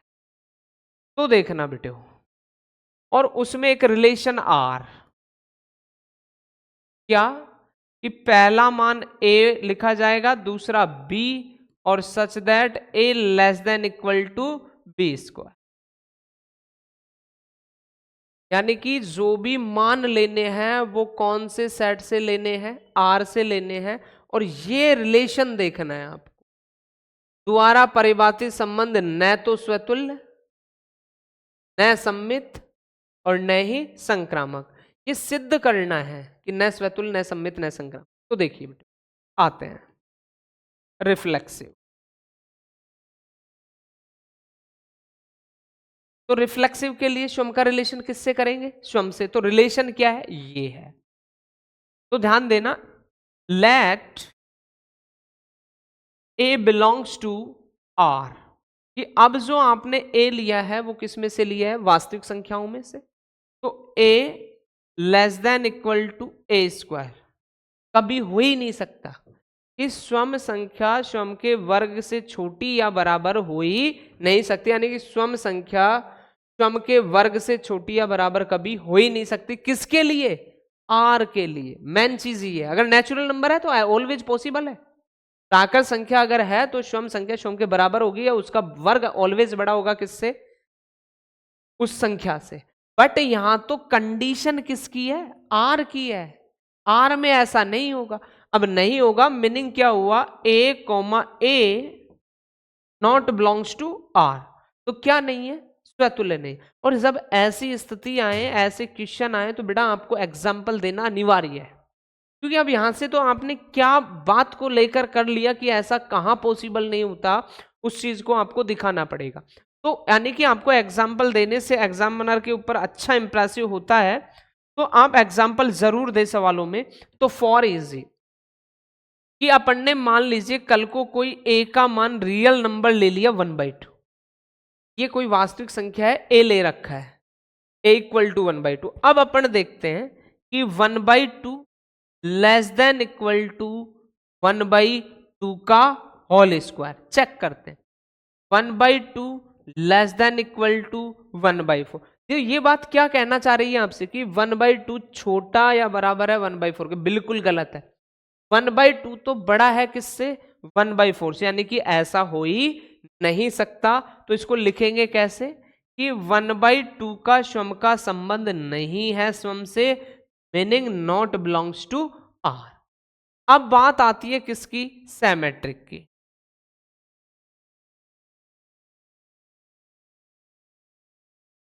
तो सैमेट्रिक में आपको दो एलिमेंट लेने हैं, a comma B belongs to, अपन ने क्या लिया, are.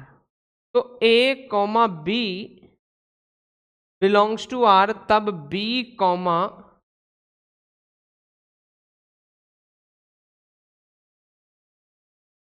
B comma a not belongs to R. ऐसा कभी होगा ही नहीं कि स्वम यानी कि उस संख्या का वो संख्या उसके वर्ग से छोटी तो उसका विपरीत भी उससे क्या हो, छोटा। तो फॉर इजी एग्जाम्पल देंगे, समझाएंगे कि a इक्वल टू मान लीजिए 2 है और b इक्वल टू कितना है 3 है, ऐसा लिया मान लीजिए। तो देखते हैं 2 लेस देन इक्वल टू 1 ले लो इसको, a इक्वल टू 1 और b इक्वल टू 3।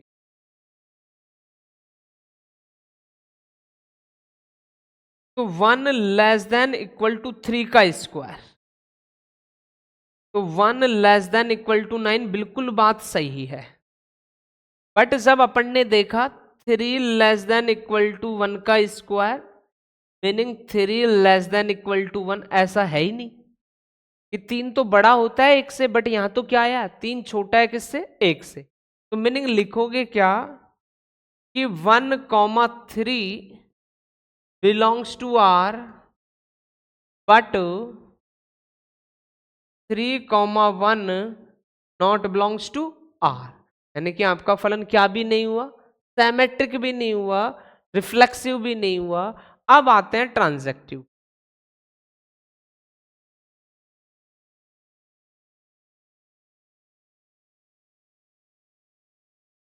तो ट्रांजैक्टिव में 3 element a, b, c belongs to क्या, r। ये सारे किस में से लिए गए, वास्तविक संख्याओं। तो देखो बेटे दो चीजें हो गई, न तो वो स्वतुल्य है न ही वो सम्मित है। अब लास्ट अपना क्या बचा है, संक्रामक। तो संक्रामक को चेक कर रहे हैं कि a, b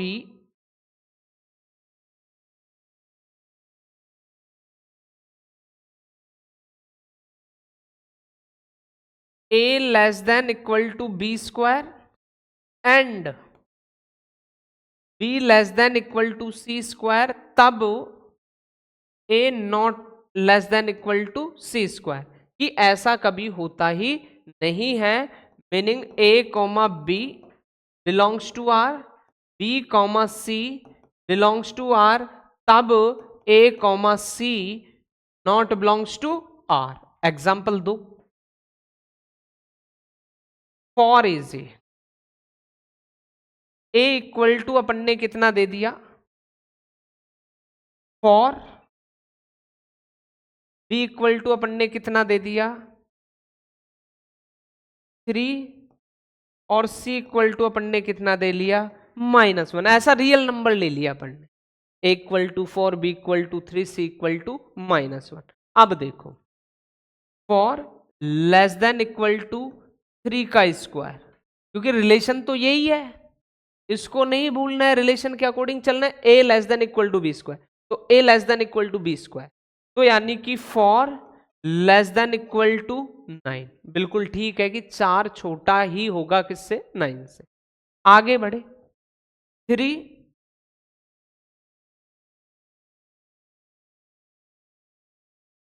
3 less than equal to -2 का होल स्क्वायर, तो इसको बेटा 5 ले लो आप, थोड़ा सा एग्जाम्पल में बताओ कर लो, तो 5 ले लो।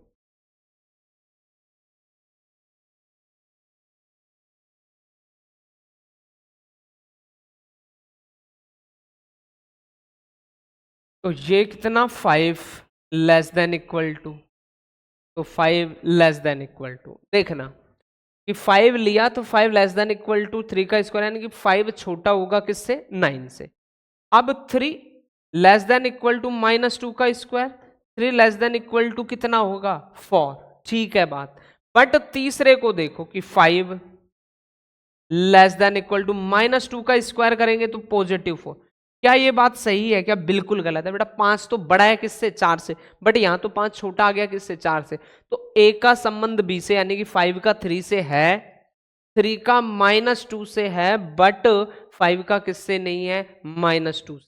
यानी कि फलन आपका क्या भी नहीं हुआ, संक्रामक भी। तो बेटा जब ऐसी कंडीशनें आए तो आपको इस तरीके से एग्जाम्पल लेते हुए समझा सवालों को करना है, इस तरीके से आपको ड्राइव करना है कि किसका क्या एग्जाम्पल हो। आगे बढ़ते हैं और सीख। तो देखिए बेटे जांच कीजिए कि क्या समुच्चय तो पहले लिख लेते हैं सेट को कि आपको सेट क्या दे रखा है, 1 2 3 4 5 6, ठीक है। रिलेशन भी लिख लेते हैं, क्या दे रखा है कि पहले ए का मान, बाद में बी का मान, और बी बराबर ए प्लस 1 द्वारा परिभाषित संबंध आर स्वतुल्य, सममित या संक्रामक है या नहीं, जांच करना है। तो जांच करते हैं बेटो। सबसे पहले स्वतुल्य, तो स्वतुल्य से पहले मैं आप लोगों को बता दूं कि जब ऐसी कंडीशनें दे रखी हो तो ये रिलेशन का क्या कहलाता है, सेट बिल्डर फॉर्म, और उसको आप इजीली किस में ले आए, रोस्टर फॉर्म से, ताकि आप आसानी से देख पाए कि आपका फलन रिफ्लेक्सिव, सिमेट्रिक और ट्रांजैक्टिव है या नहीं है। तो आइए बेटो, तो पहले सेट बिल्डर फॉर्म को किस में लाते हैं, रोस्टर फॉर्म में।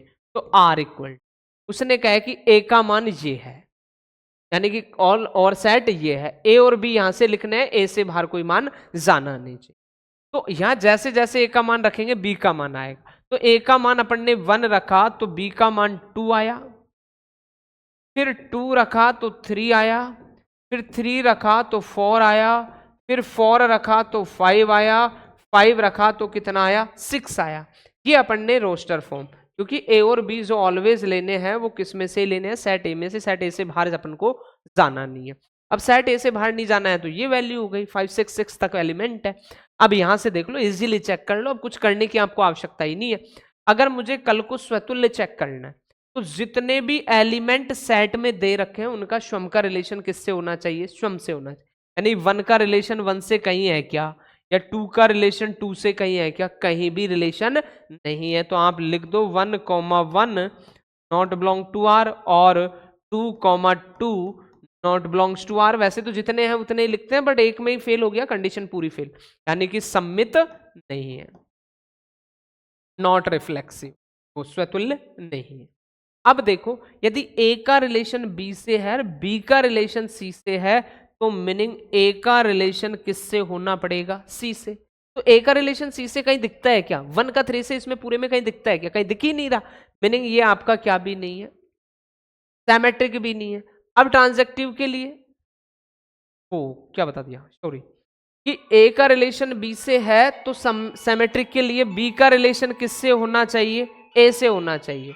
तो बी का रिलेशन ए के लिए देखते हैं कि ए का रिलेशन बी से, तो बी का रिलेशन 2 का 1 से कहीं है क्या, 2 का तो 3 से है, तो यानी कि ये आपका सिमेट्रिक नहीं है। ट्रांजैक्टिव के लिए देखो, ए का रिलेशन बी से, बी का रिलेशन सी से, तो क्या ए का रिलेशन सी से है क्या, 1 का 3 से कहीं पूरे में है ही नहीं। इसका मतलब आपका फंक्शन ट्रांजैक्टिव भी नहीं है। तो रोस्टर रूप से अपन इजीली देख पाए बेटे कि ना तो वो स्वतुल्य है, ना ही सम्मित है, और ना ही आपका वो क्या है, संक्रामक है। आगे बढ़ते हैं।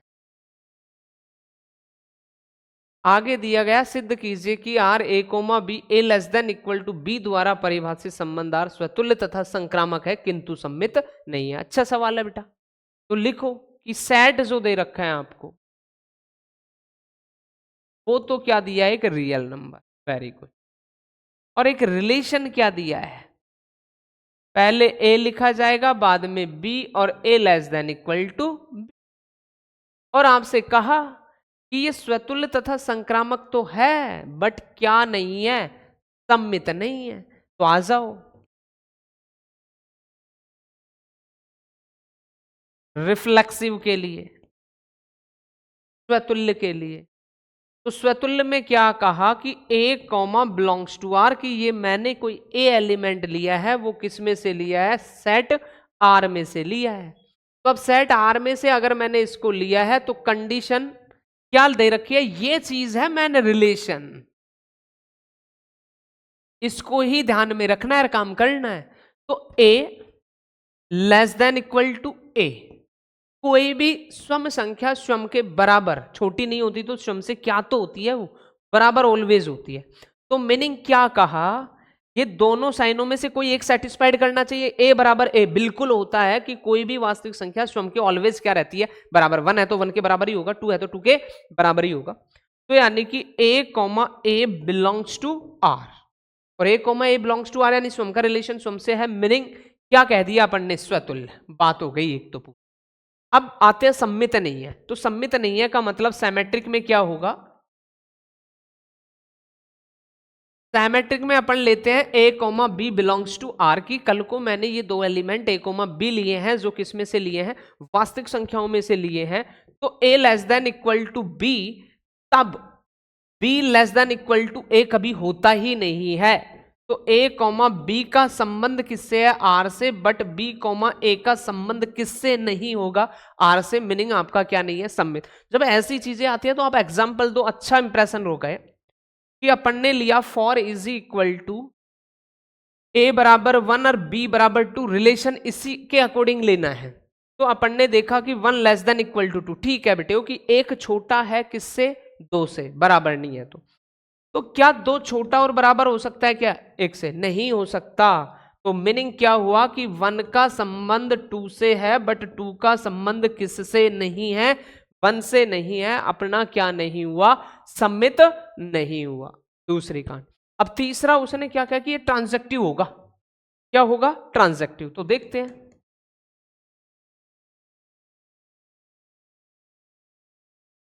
तो ट्रांजैक्टिव के लिए a comma B comma C belongs to क्या लेना पड़ेगा, आर। आर का मतलब रिलेशन नहीं है, वास्तविक संख्याओं के सेट में से ले रहे हैं। तो यदि a less than equal to b and b less than equal to c, तो 100% ए लेस देन क्या ही होगा, सी होगा। मीनिंग क्या हुआ कि फॉर इजी कि मान लीजिए ए बराबर 1, बी बराबर 2 और सी बराबर आपने कितना ले लिया, 3 ले लिया। तो देखो ए लेस देन इक्वल टू 2 बिल्कुल सही बात है कि एक छोटा या बराबर है 2 से, और 2 छोटा या बराबर होगा ऑलवेज किससे, 3 से। तो 100% एक छोटा या बराबर होगा किससे, 3 से। तो मतलब ए का संबंध बी से एंड बी का संबंध क्या है, सी से है। तो ऑलवेज ए का संबंध किससे होगा, सी से होगा। तो मीनिंग आपका ये क्या भी हो गया, ट्रांजैक्टिव। ट्रांजैक्टिव हो गया, रिफ्लेक्सिव हो गया, बट क्या नहीं हुआ, सिमेट्रिक नहीं हुआ। आगे देखते हैं बेटे, आगे की कहानी है, जांच कीजिए कि आर में संबंध। बहुत अच्छा क्वेश्चन है, ये भी इंपॉर्टेंट है। ऐसे जब आते हैं a less than equal to b, A less than equal to B square, a less than equal to B cube, तो ऐसे सवाल काफी अच्छे सवाल होते हैं। एग्जाम में अक्सर ऐसे सवालों को दिया जाता है। तो ऐसे सवालों को करने के लिए आपको एग्जाम्पल आने चाहिए, एग्जाम्पलों का पता होना चाहिए, किस तरीके से एग्जाम्पल डिफाइन करेंगे, वो सारी बातें अपन को पता होनी चाहिए। तो देखते हैं बेटे, तो उसने कहा जांच कीजिए कि आर में ये संबंध स्वतुल सम्मित अथवा संक्रामक है या नहीं है। चेक करना है कि स्वतुल सम्मित संक्रामक है या नहीं है।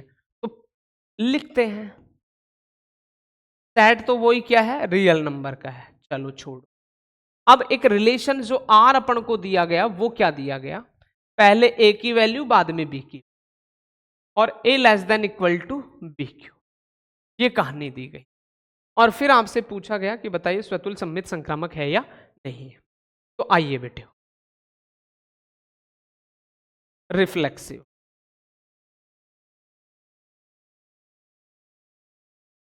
तो रिफ्लेक्सिव के लिए क्या कहा कि ए बिलोंग्स टू आर, मैंने कोई एलिमेंट लिया है, ए जो किस में से लिया है, आर में से लिया। आर का मतलब जो सेट दे रखा है वास्तविक संख्या, उसमें से लिया है।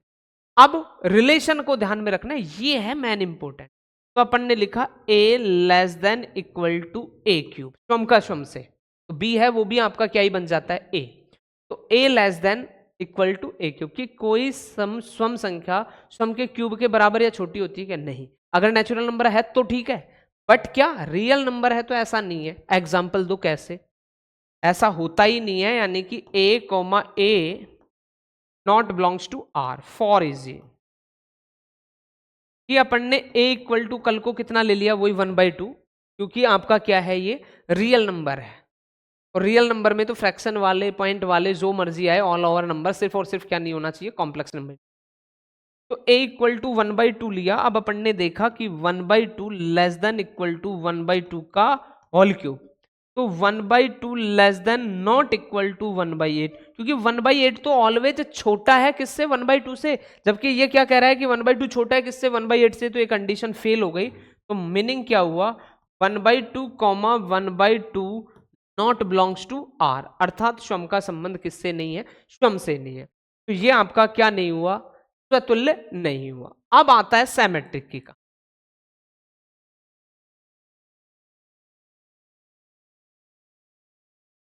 तो सिमेट्रिक को देखना बेटे, दो एलिमेंट लेने पड़ेंगे, a comma B belongs to are.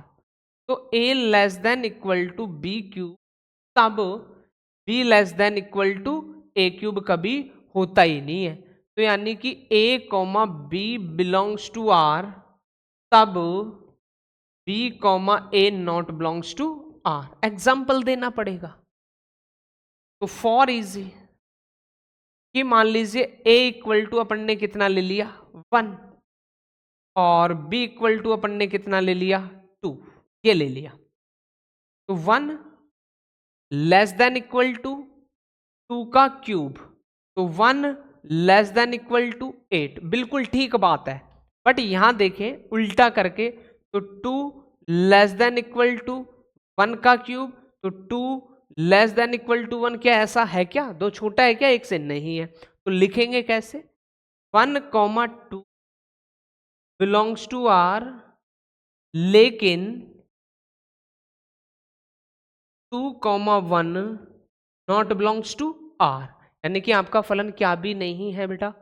Symmetric भी नहीं है। अब कहानी आती है ट्रांजैक्टिव।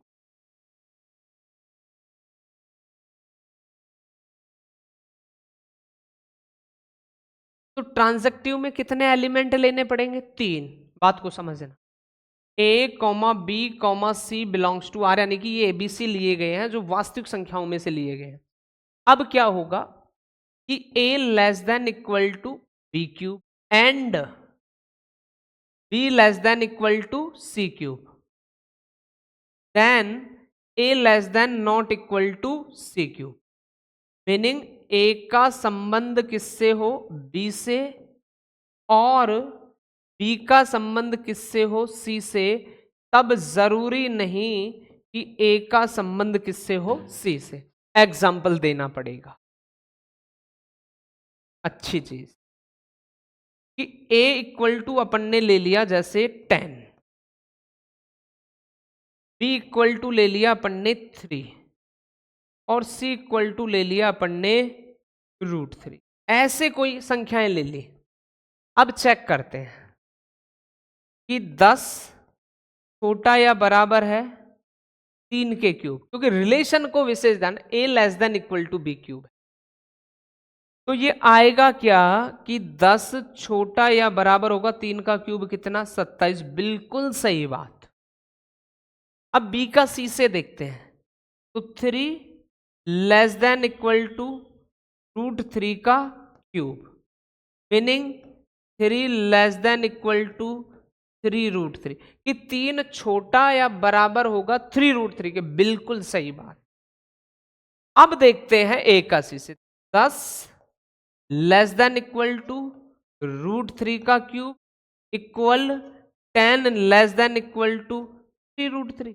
क्या 10 छोटा हो सकता है क्या 3√3 से? इम्पॉसिबल, क्योंकि 3 और √3 का मान 1 पॉइंट जो भी मल्टीप्लाई करोगे तो ये इससे छोटा हो ही नहीं सकता। तो कैसे लिखोगे? a का संबंध b से, 10 का संबंध 3 से, एंड 3 का संबंध √3 से। बट 10 का संबंध किससे नहीं है? √3 से नहीं है। यानी कि आपका फंक्शन क्या नहीं हुआ? ट्रांजैक्टिव नहीं हुआ। तो ना ही तो क्या हुआ? रिफ्लेक्सिव, ना ही क्या हुआ? सिमेट्रिक, और ना ही क्या हुआ? ट्रांजैक्टिव। तो बेटा ऐसे सवाल अच्छे सवाल हैं, अक्सर बोर्ड ऐसे सवालों को पूछ लेता है। तो ये 3 रिलेशन अपन ने पढ़े हैं, a less than equal to B square, a less than equal to B, a less than equal to B cube. तो ये तीनों ही सवाल अच्छे हैं। ऐसे सवालों को हल करने के लिए आपको उसमें क्या भी दिखाना पड़ेगा? एग्जाम्पल भी दिखाना पड़ेगा, और एग्जाम्पल के माध्यम से बताना पड़ेगा कि आपका फलन किस तरीके का है। आगे बढ़ते हैं।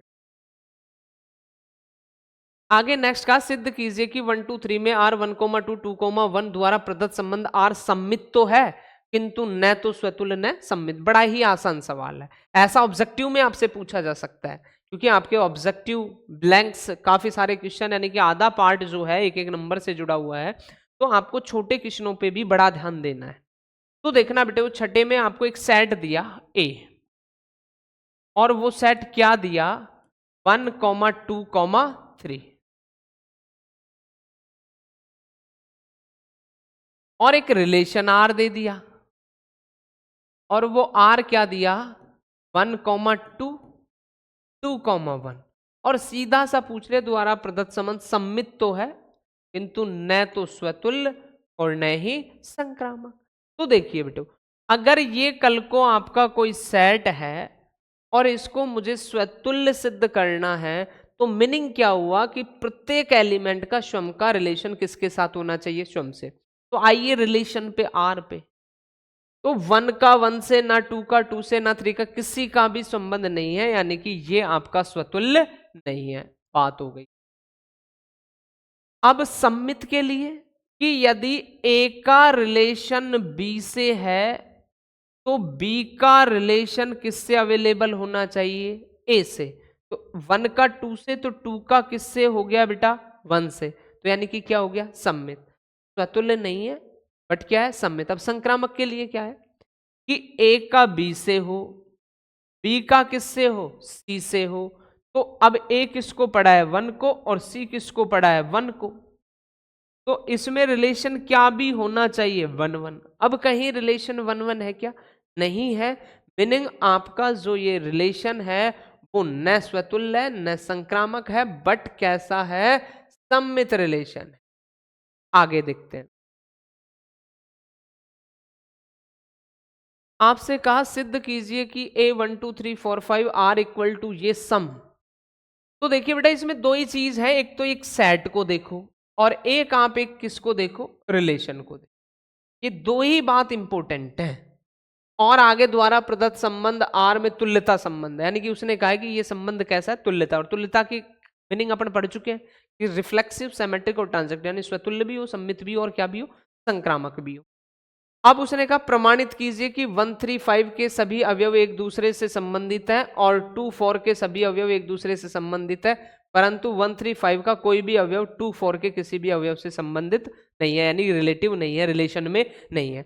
तो मेन चीज दो चीजों को लिख लो आप, सारे काम को छोड़ दो। एक तो सेट लिख लो 1, 2, 3, 4, 5, एक रिलेशन को लिख लो। तो पहले ए लिखा जाएगा, बाद में बी लिखा जाएगा। Mod of A minus B जो है वो ऑलवेज क्या होना चाहिए, इवन नंबर। मैन चीज ये रही इंपॉर्टेंट, बस इसको पकड़ लो कि ए माइनस बी का मोड ऑलवेज कैसा नंबर हो, इवन नंबर हो। तब बताना है कि प्रदत्त संबंध तुल्यता, तुल्यता का मतलब स्वतुल्य, सम्मित और संक्रामक। तो आइए स्वतुल्य में, तो अपन ने मान लिया let A belongs to capital A. अब सेट यही है तो जो भी अवयव जितने भी लेने हैं वो ए में से ही लेने हैं। तो आइए ए माइनस ए का मोड यदि अपन कर दे, स्वयं संख्या में से स्वयं संख्या को अपन अब घटा दे, तो ऑलवेज ये आपको क्या ही देगा, इवन नंबर देगा। मीनिंग सम संख्या ही प्राप्त होगी, क्योंकि ए माइनस ए का मीनिंग जीरो आता है। क्या आता है जीरो, और जीरो ऑलवेज कैसा नंबर, इवन नंबर कहलाता है। तो मीनिंग क्या हुआ कि a माइनस ए बराबर जीरो प्राप्त हुआ, और जीरो कैसा है इवन है, और अगर इवन है तो स्वयं का रिलेशन किससे हो गया, स्वयं से हो गया। तो a बिलोंग्स टू r, तो स्वतुल्य हो गया बेटे। क्या हो गया स्वतुल्य। अब बात आती है सम्मित की। तो सम्मित में क्या होगा देखना, तो सम्मित के लिए अपन को a, b बिलोंग्स टू किस में से लेना पड़ेगा, a में से। तो यदि कल को आपने a माइनस बी बराबर इवन नंबर आ गया आपका, तो 100% b माइनस ए भी कैसा ही नंबर आएगा, इवन नंबर ही आएगा। जो मर्जी आए इसमें से ले लो आप। आ गया सेट 1 2 3 4 में से कि 1 माइनस 3 करोगे तो इवन आएगा, 1 माइनस 5 करोगे तो इवन, यानी कि इन दोनों का अंतर इवन आना ही आना चाहिए। ऐसा नहीं कि आपने सर कि मैंने कल को 1 और 2 ले लिया तो तो 1 और 2 यानी कि a माइनस बी का इवन है ही नहीं, तो फिर b माइनस ए का इवन से क्या मतलब कि a माइनस बी अगर कल को आप करने जा रहे हो तो वो कैसा ही नंबर आना चाहिए, इवन। और इवन कब आएगा, या तो ऑड में से ऑड को घटा ले या इवन में से इवन को, यानी सम में से सम को घटाएं या विषम में से विषम को। तो a माइनस बी अगर इवन प्राप्त आता होता है तो 100% b माइनस ए भी क्या ही प्राप्त होगा, इवन। तो मीनिंग क्या हुआ, a comma B belongs to R, तब b comma A belongs to B क्या रहेगा, आर ए रहेगा। तो मीनिंग क्या भी हो गया, सम्मित। अब बात आती है संक्रामक की। तो संक्रामक में क्या है कि a comma B comma C belongs to, अपन ने क्या ले लिया, आर ले लिया वास्तविक संख्याओं। ओहो हो, वास्तविक संख्या नहीं है बेटा अपने पास, केवल a है। a comma B comma C belongs to किस में से, a में से, क्योंकि सेट दे रखा है पहले से, इससे बाहर जाएंगे ही नहीं। तो देखो फिर अब आपने की mod of a minus B बराबर इवन, और b माइनस सी भी आपका क्या, इवन नंबर। तो 100% a माइनस सी भी आपका क्या ही मिलेगा, इवन नंबर ही मिलेगा। कोई जो मर्जी आए इनमें से ले लो आप, कि 1 और 3 को घटाओगे तो सम आ रहा है, 3 और 5 को घटा रहे हो तो भी सम आ रहा है। तो 100% 1 और 5 का डिफरेंस करोगे ना तो वो भी ऑलवेज कैसा ही नंबर आएगा, इवन नंबर। तो कहने का मीनिंग क्या हुआ कि a का संबंध b से है एंड b का संबंध किससे है, c से, तब a का संबंध b किससे होना है, c से होना है। तो आपका फलन कितना हो गया, स्वतुल्य हो गया, सम्मित हो गया, संक्रामक, यानी कि कह दिया कि अपना जो संबंध है वो कैसा संबंध हो गया, तुल्यता संबंध हो गया। अब देखना बेटे आगे की कहानी इन जनरली मैं आपको बताता हूं। उसने कहा कि 135 के सभी अवयव एक दूसरे से संबंधित, एक दूसरे का मतलब एक दूसरे का रिलेशन पे आओ आप, a माइनस बी कि 1 माइनस 3 कर लें या 1 माइनस 5 कर लें या 3 माइनस 5 कर ले, तो ऑलवेज वो क्या नंबर मिलता है आपको, इवन। तो संबंधित हो गया ना एक दूसरे से, कि 1 और 3 का अंतर सम, 3 और 5 का अंतर सम, 1 और 5 का अंतर सम। अब देखते हैं, उसने कहा है कि ये जो नंबर है ये भी एक दूसरे से संबंधित, कि 2 का अंतर 4 से करे या 4 का अंतर 2 से करे, ऑलवेज आपको कैसे ही नंबर मिलेंगे, इवन नंबर ही मिलेंगे। ठीक है, अब उसने कहा कि 135 का कोई भी अवयव 2 4 से संबंधित नहीं है। संबंधित का मतलब रिलेशन में नहीं आता है। अब रिलेशन में नहीं आने का मीनिंग क्या हुआ कि कल को 1 में से 2 को लेस करे या 3 में से 2 को करे या 5 में से 4 को करे, तो इवन में से ऑड को घटा रहे हो तो मीनिंग ऑड नंबर प्राप्त हो रहा है, और ऑड नंबर नहीं है, इनका मोड तो कैसा आना चाहिए, इवन। तो यानी कि इवन नंबर ऑड नंबर के साथ रिलेशन में नहीं है, वो उस संबंध में नहीं आते हैं। आगे बढ़ते हैं प्यारे बच्चों। अगली कहानी दी देखो अपन को, मान लीजिए कि एक्स वाई तल में स्थित समस्त रेखाओं का समुच्चय एल है, कि आपको जो सेट दे रखा है वो समस्त रेखाओं का समुच्चय कैपिटल एल दे रखा है।